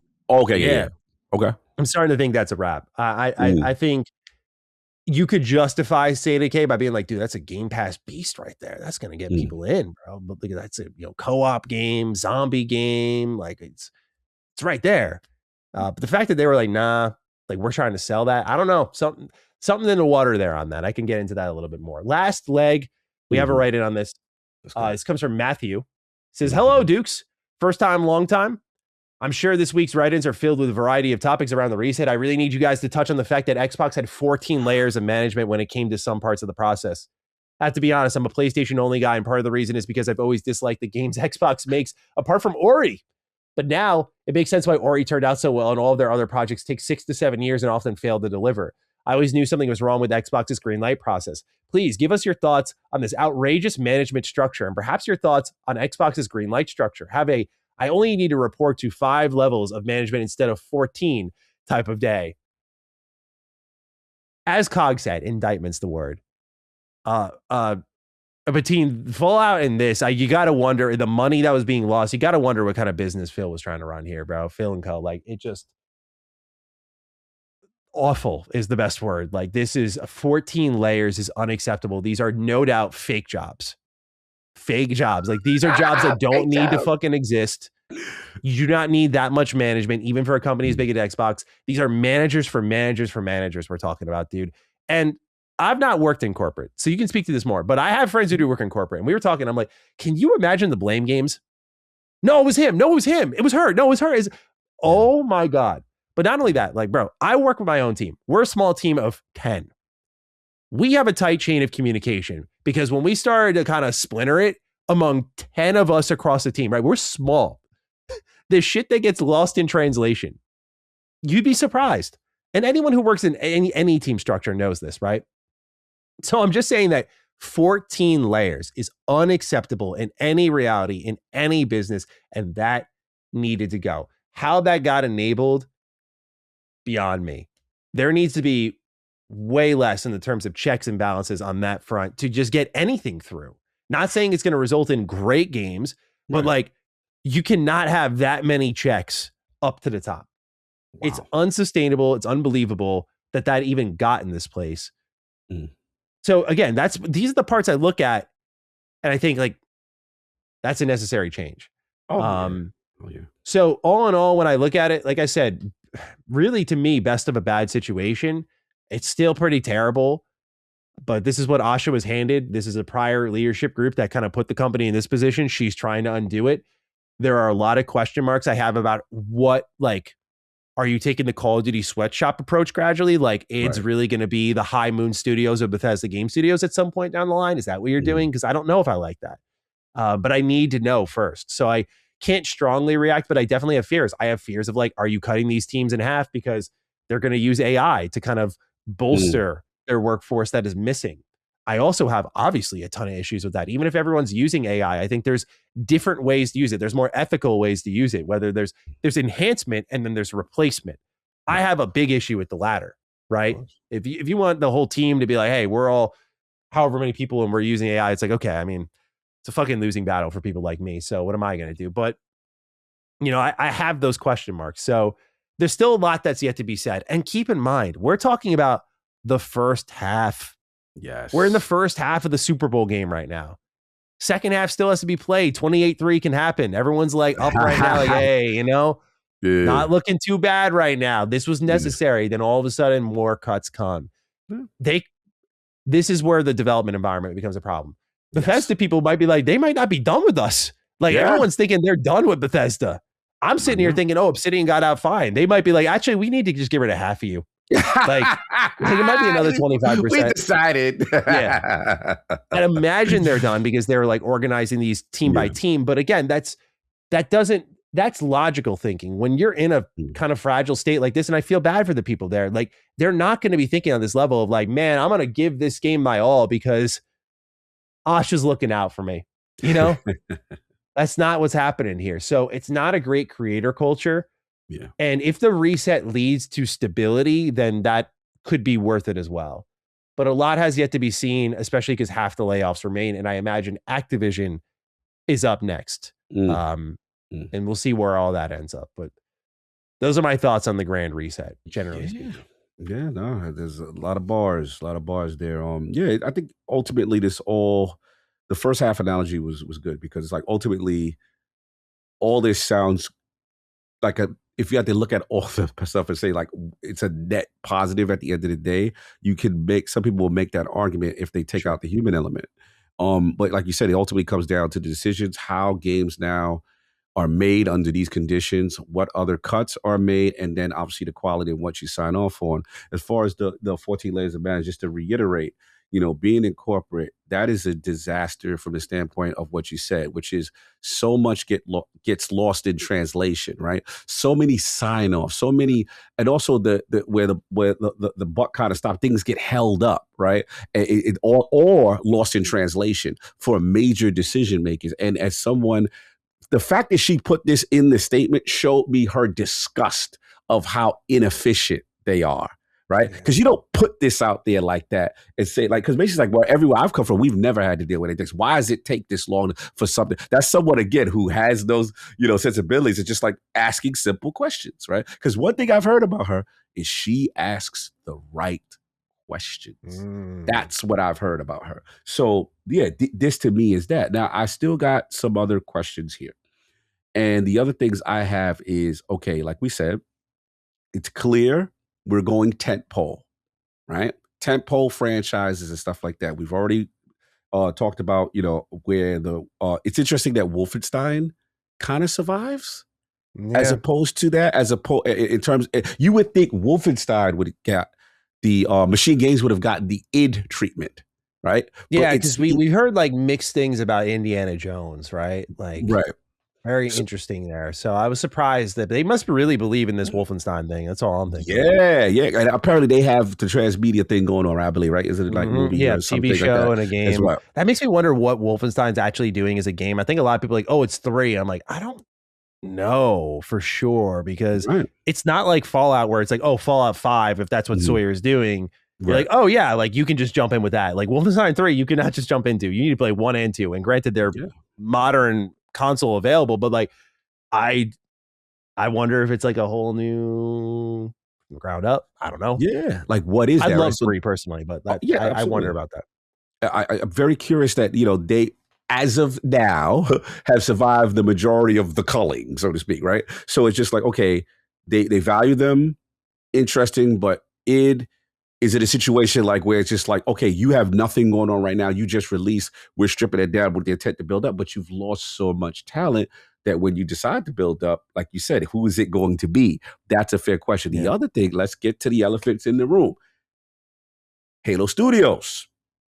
Since we're talking about 14 layers of management and how come things don't get done. I almost forgot about them. Yeah, they almost got out from under the eye of Sauron here. Yeah. Let's talk about that, shall we? And again, I am not for the advocate of, getting people fired, but we're just talking real talk and efficiencies, right? We're having the tough conversations. You, as a studio, has not produced critically acclaimed things for the most part. You, as a studio, have a lot of things to answer for as to why you are not getting things done right. And we know internally for everything, your building is the most leakiest building where everyone is displeased, right? So it is interesting. As of right now, it seems they have walked away unscathed. Remember, we heard rumors the rumors coming in was like, oh, they might get sent off to Activision, remember, or something like that, and being under, kind of thing. So, and remember, Campaign Evolve is really outsourced, right? So what are they doing? And I would assume that I hope that same level of scrutiny, right, that everyone else is under is going on with them, because we want to see their processes improve. We want Halo back to the pillar that it needs to be. So we're not out of the smoke yet with Halo as far as I'm concerned. Okay. I think they're going to get hard. You want to know why? Talk to you. Break it down. Have you been paying attention to our friend Rebs Gaming recently? I missed out. What's the latest Rebs? Shout out to Rebs. I'll be rocking with Rebs. Yeah. Awesome, dude. He, I'll just read his tweet. Yeah, what he said? He had a new video. He said, because of my previous report, I received confirmation that the Halo multiplayer project, codenamed Ecker, is no longer in development. Oh, wow. This is July 4th. He said, I also received confirmation that development problems with Campaign Evolved affected Ecker's development last summer. Also, Halo Studios said we can expect an update on the Halo Championship Series by the end of the year. So hopefully Ecker was just an addition for a multiplayer game that they've been working on. He then quote tweeted his own tweet and said, FYI, the information about Project Ecker being canceled due to the mismanagement of Campaign Evolved is 100% true and not speculation. I just received additional details from another employee, which I'll share in my report after a big upcoming leadership report, which is almost done and my greatest work yet. Stay tuned. I promise you won't want to miss either report. So by the time this episode goes live, he posted this tweet today. I'm sure we'll have more information on whatever is going on with Halo Studios. But just so you know, as we talk about Halo here, Ecker is done. And that was the thing that we thought was up next. But it sounds like there was another Halo multi-project in development, or at least it was connected with Ecker in some way. We don't know where the next main line is. And we know that this Campaign Evolved game was mostly outsourced. It's mostly outsourced. Yeah. So what's your use in the building, right? Is that what we're getting to here? Yeah. What are you doing? Like literally, you know what I'm saying? Like that's my thing. And I'm trying to be as respectful as possible, because that's what I want. And again, based on how she's moving, though, to her credit, she seemed like she on it. I want to know what you're doing with them. I think they're fucked. We will see their fate, right? Number 2, surprise. Rare. Pretty much unscathed, unless did I miss something? Did I miss like too. Yeah, like I don't know what you're doing. Like, yes, we got the recent announcement that you're doing creator-led content in Sea of Thieves. We do know that there's a Sea of Thieves movie, but you know, just when we had finished talking about Banjo and stuff like that, and these guys, Toys of Bob, staying and they want to do stuff. What is going on with Rare? And was Sea of Thieves even listed as a tentpole? I don't recall. Not so. Yeah. It is interesting. Again, they were in the film and TV article though for Entertainment Weekly. Yes, they were there. They were there. Yeah. But from a game studio development standpoint, what are you doing, and how do you fit in this new era of Xbox? That is yet to be determined. And the 3, which is the one that we kind of talk, which is the main line, which is, even though we are, you know, even though I am kind of like, yo, PRW for most of these studios that get to Arcane, I have to internalize it. Like, we're shutting you down. We just can't shut you down because of French law right now. That is what I'm getting. I hope I'm wrong. I want, you know, I love Dinga. You know, I've been championing for Marvel IP under the Xbox banner in the same vein Insomniac would have a Spider-Man. I always wanted to know what that would look like. And my concern, like I said, prior Dukes, was just like Marvel license, or is it, hey, we stop by and you're in some form of development trepidation, right? You know, is that the case? And, you know, is it a thing where top level is looking at them like, bro, it's taking long and this is expensive, right? So based on what that article read, I didn't sound like it is. Arcade didn't sound like, we found 2 buyers for you and they're going to be safe. Like, it was like, we're going through the French process. What does that mean? Like, that screams to me, we just can't, because of the legalities of a French studio. And here's the other thing, French studio can't be cheap. We learned that through Tango. Having studios in other countries can't be cheap. So I worry about Dinga and Comp. I hope I'm wrong. I hope we get Blade, it still comes out. At least give them the treatment of a Ninja Theory, where you get to at least come out multi-plat. You know, that's the hope. But it don't feel good. And the last point I'll say, as far as who are the buyers? We have a write about that. Let's get it. This comes from Eddie Spaghetti. He says, "What's up, Dookie dudes? Hope all is going well. The Wall of Asha's Twitter has updated us with the current 100 days of resetting the brand.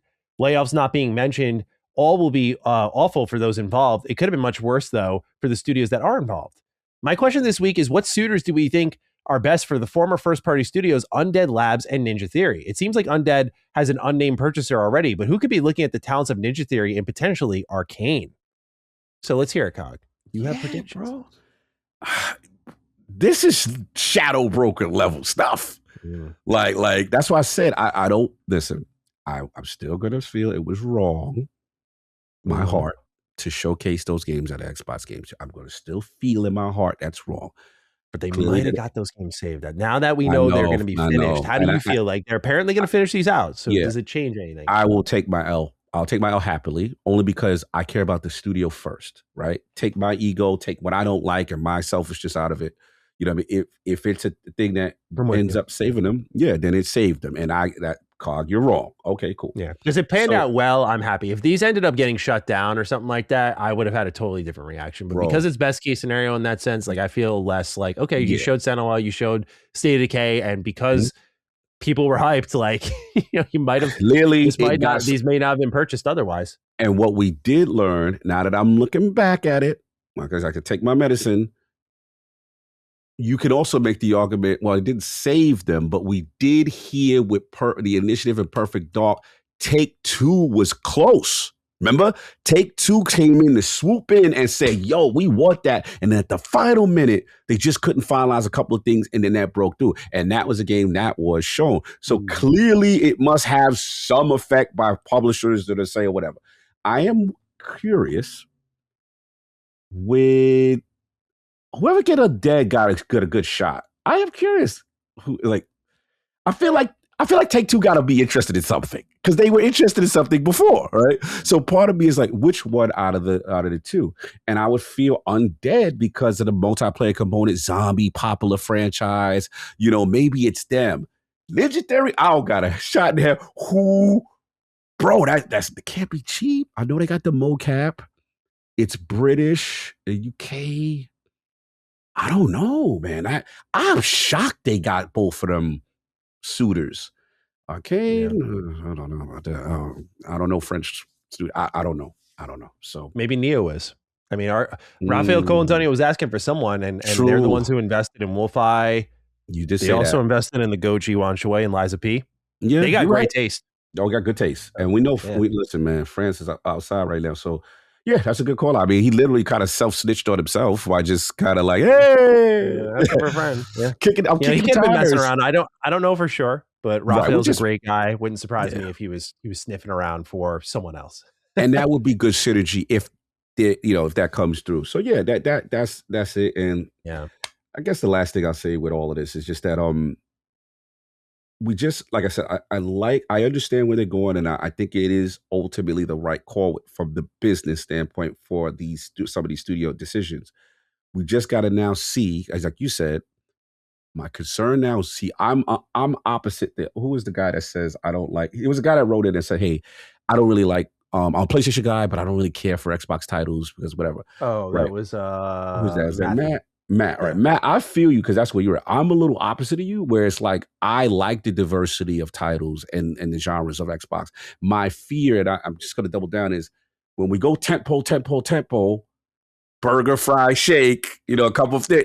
Like I worry, do you sign off on anything different or outside the box at all? Is it so rigid? Is it so safe? Like, because what it reminds me of Take-Two in a way. Take-Two has been on record, bro. We only mess with blockbusters. And maybe that is the ultimate call because they're one of the most successful. They got Rockstar. They got, what I'm saying? Maybe that is the call in this current environment of gaming, in this climate of gaming. I selfishly damn, I do like, you know what I'm saying? The weird. I like when Capcom makes a Path to the Goddess. Ed has a Pragmata. Ed has a Resident Evil. You know what I'm saying? I like that. You know what I'm saying? But I do understand a bit. So that's the jury's still out on the new form of Xbox and how the portfolio lines up. That's interesting to me to see what happens. It sounds like they're trying to redefine what their core is. Like we know Burger, Fries, and Shake, Forza, Gears, Halo.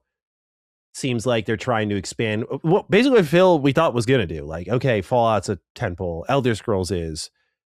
Wolfenstein, Doom, Quake are going to be. Like, okay, like, I think that is the vision, it seems to be, since they're going in on exclusivity, according to reports. So what they do beyond that, I think will still exist. But yeah, we're definitely in for safer waters. And I think there is a part of the fan base that wants that for now. And I don't blame them.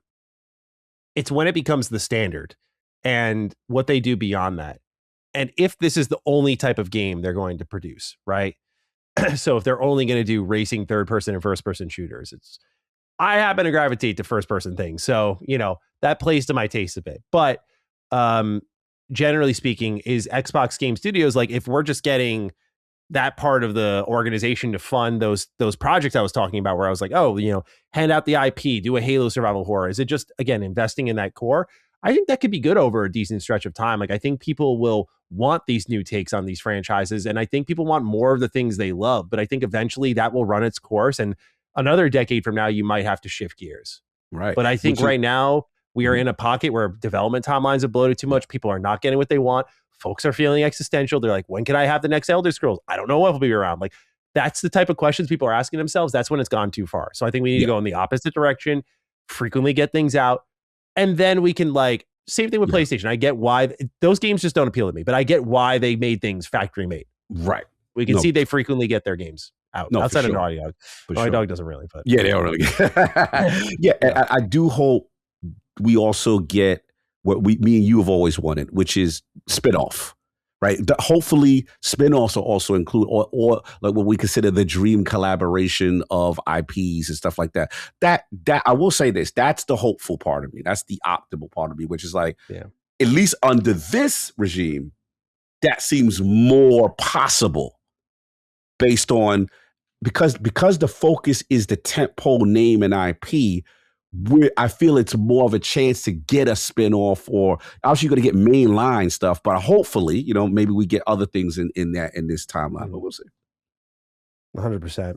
I just want to jump around a little bit here. But my prediction for Undead Labs is going to be 2K.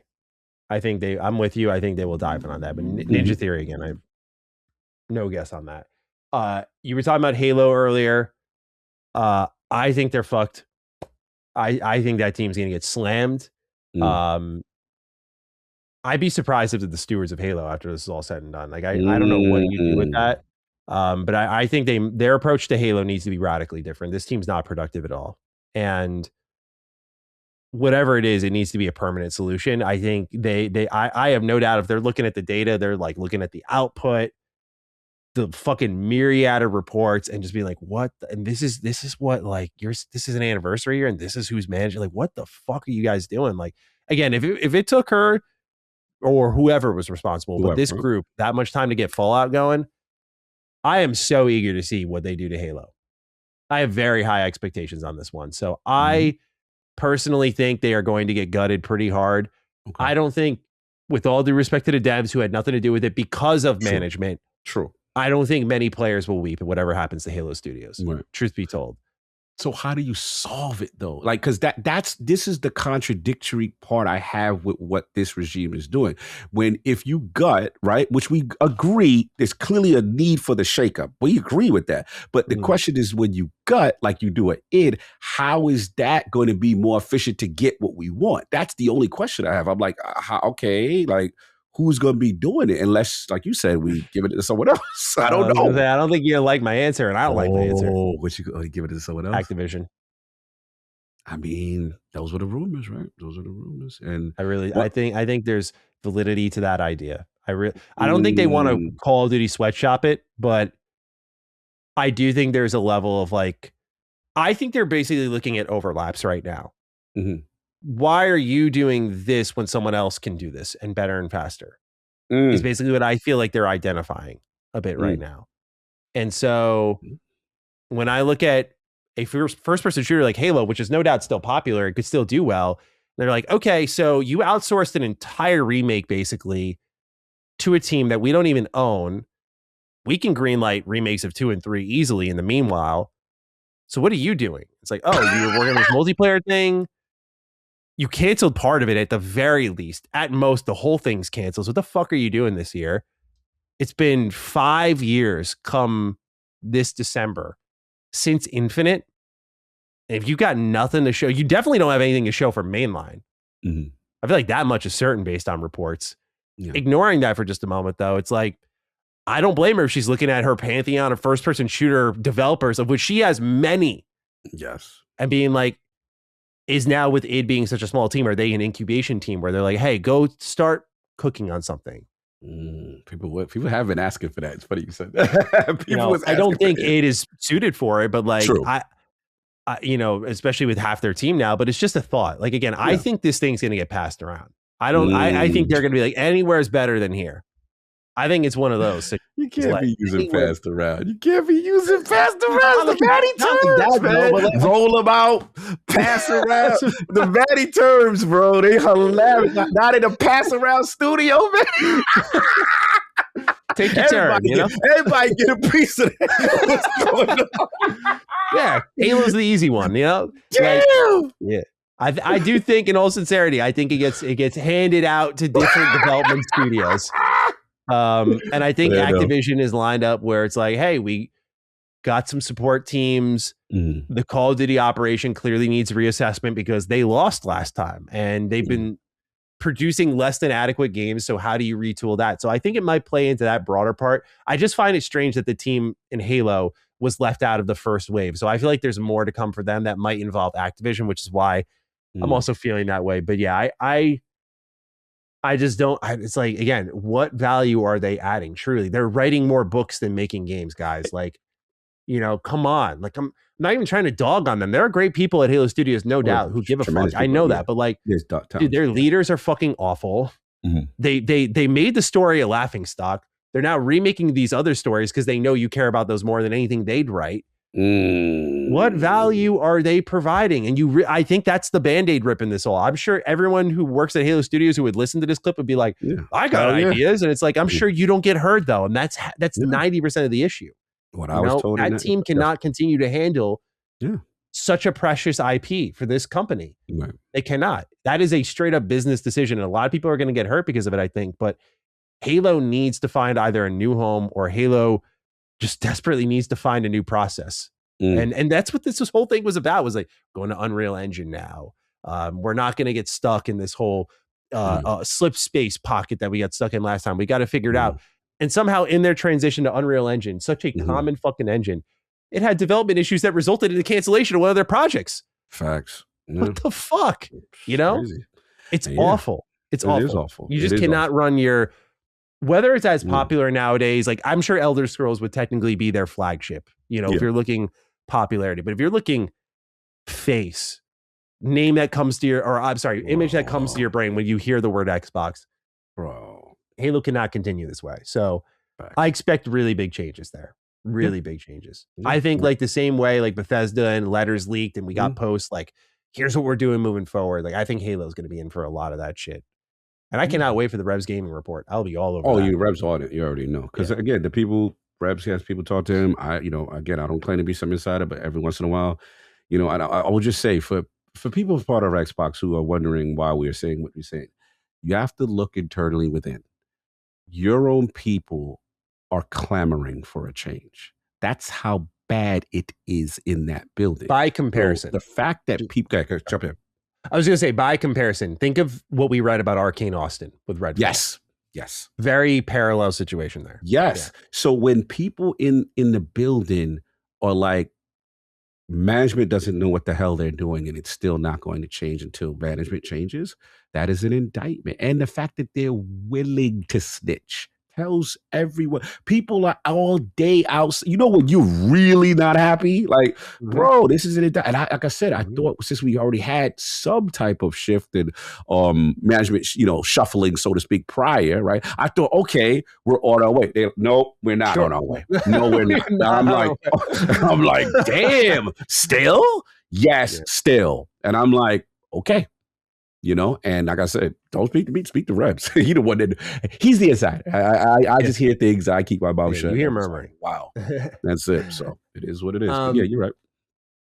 Last little bit of the conversation on the reset. This writing comes from Mick Haggis. He says, ahoy there.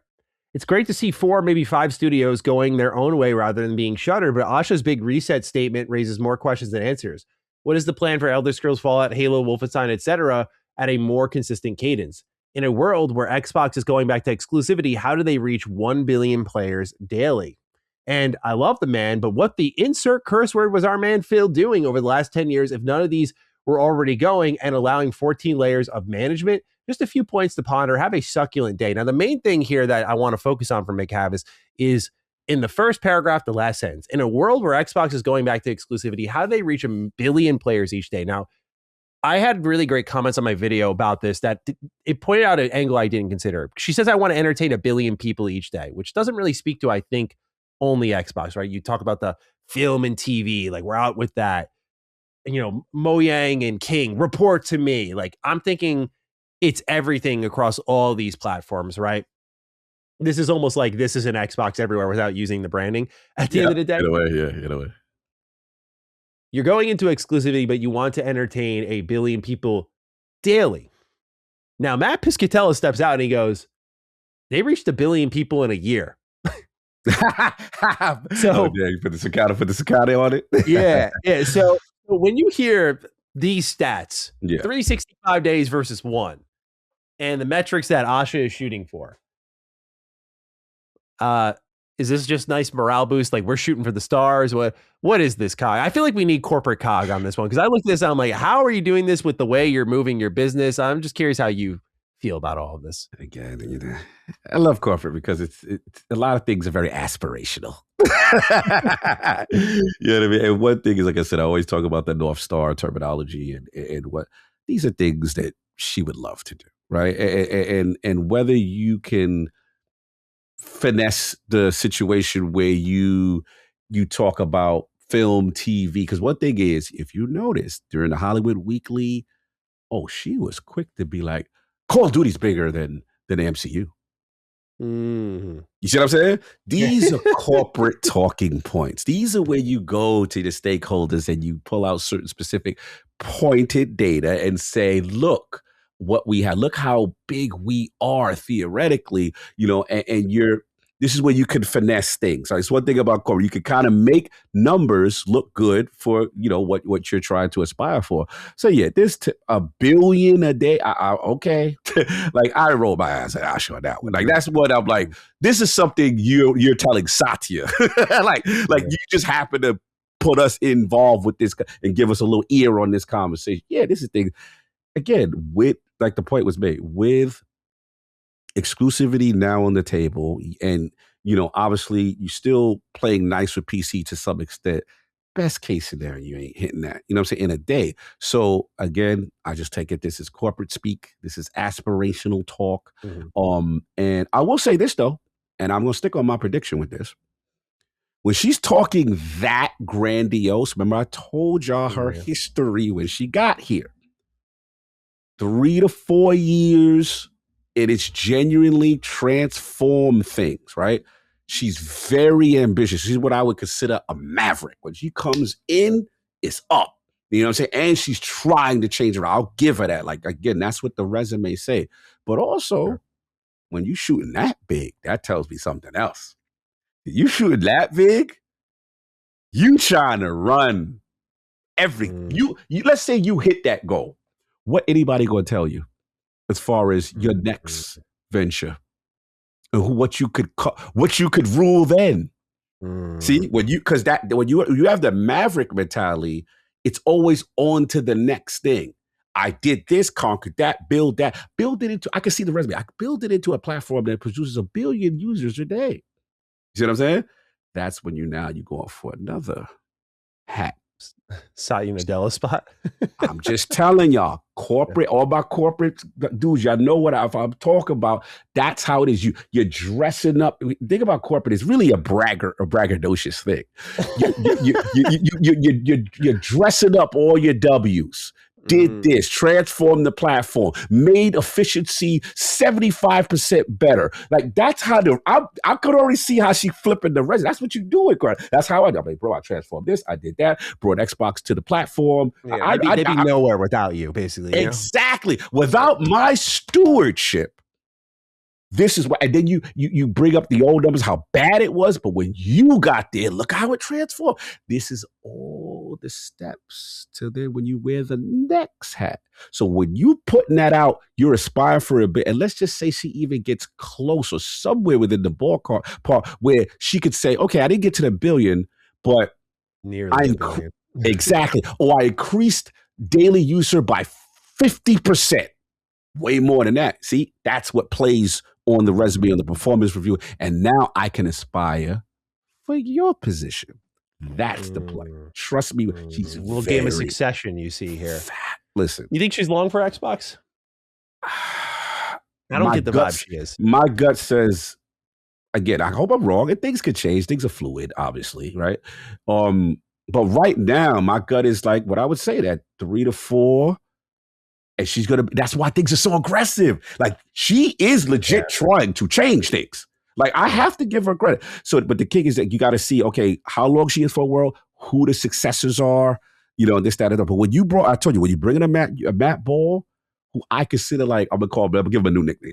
That's like the oracle of the games industry. Hey, Matt Ball, everyone go we have the wizard, we have the oracle. Yeah, we have the wizard. Bro, you just brought the wizard who literally would not be employed by anyone. Let's go to the oracle. Let's find out what he has to say. Hey, great oracle, how do you, bro? I could talk on record now. He's going to statute of limitations. I was like, Phil, who is he? I was like, I went to Phil one day. Who is this dude? I don't know. Because remember, I am the type of person, and respect to my linear analytics, Reese, you guys are awesome.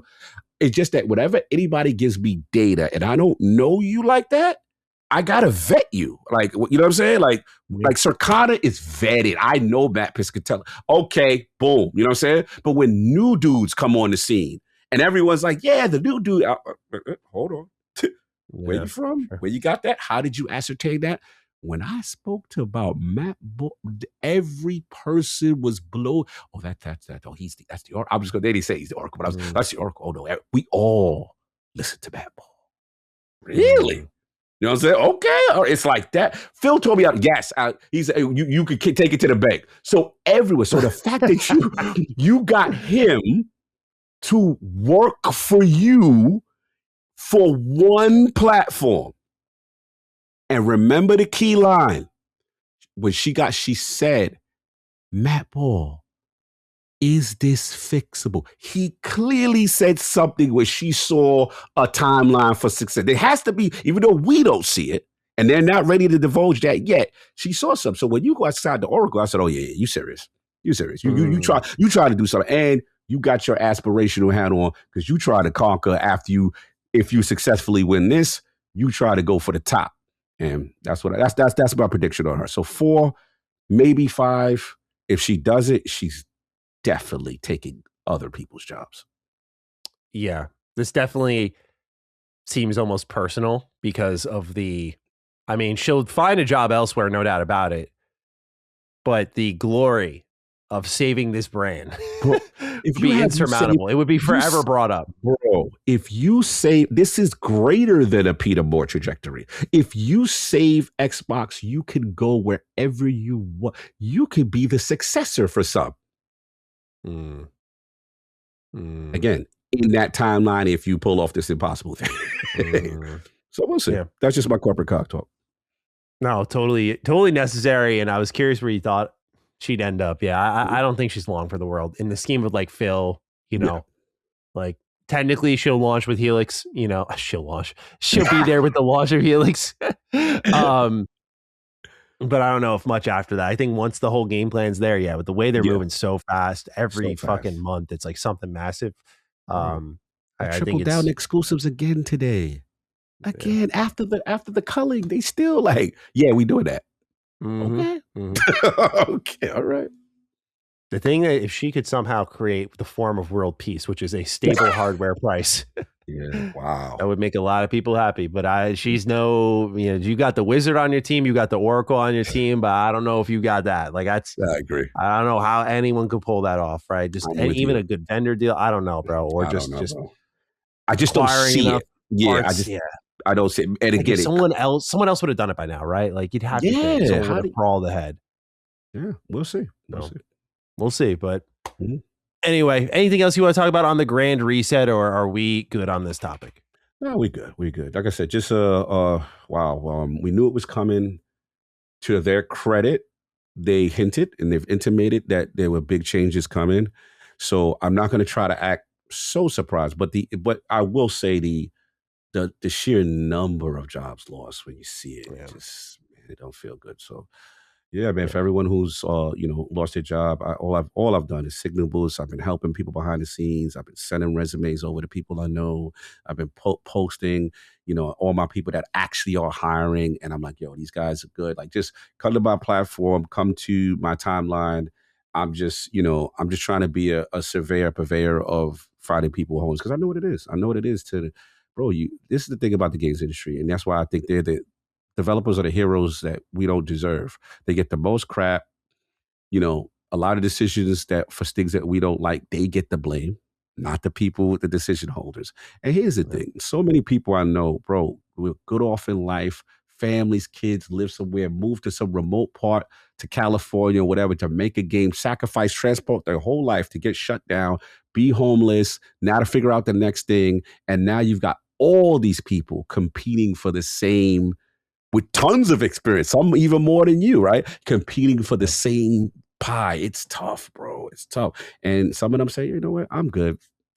I did, you know what I mean? Like, I'm going to go into real estate. You know what I'm saying? Like, or whatever. You know what I'm just making it up. Yeah. I'm going to go into whatever. And that's the part. So let's just try to be respectful, because, at the end of the day, it's just human. People have lost their job, and they may never come back.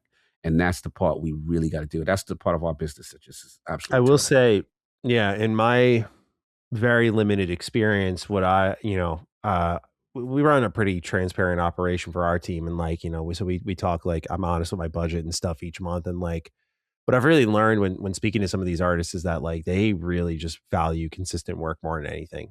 Like, it's just everything to them. Like, I've had, I won't specify the person, but I had a artist who is helping with our game, and they messaged me because, like, the budget's really tight, and they know that, but we were able to make it work for them. But they were like, hey, because, like, they've been working on the project for a decent chunk of time now, and they messaged me and said, like, hey, I sent you my invoice, and, like, just a heads up, I'm charging you just like a little bit less as a rate than I usually do, because the work's consistent.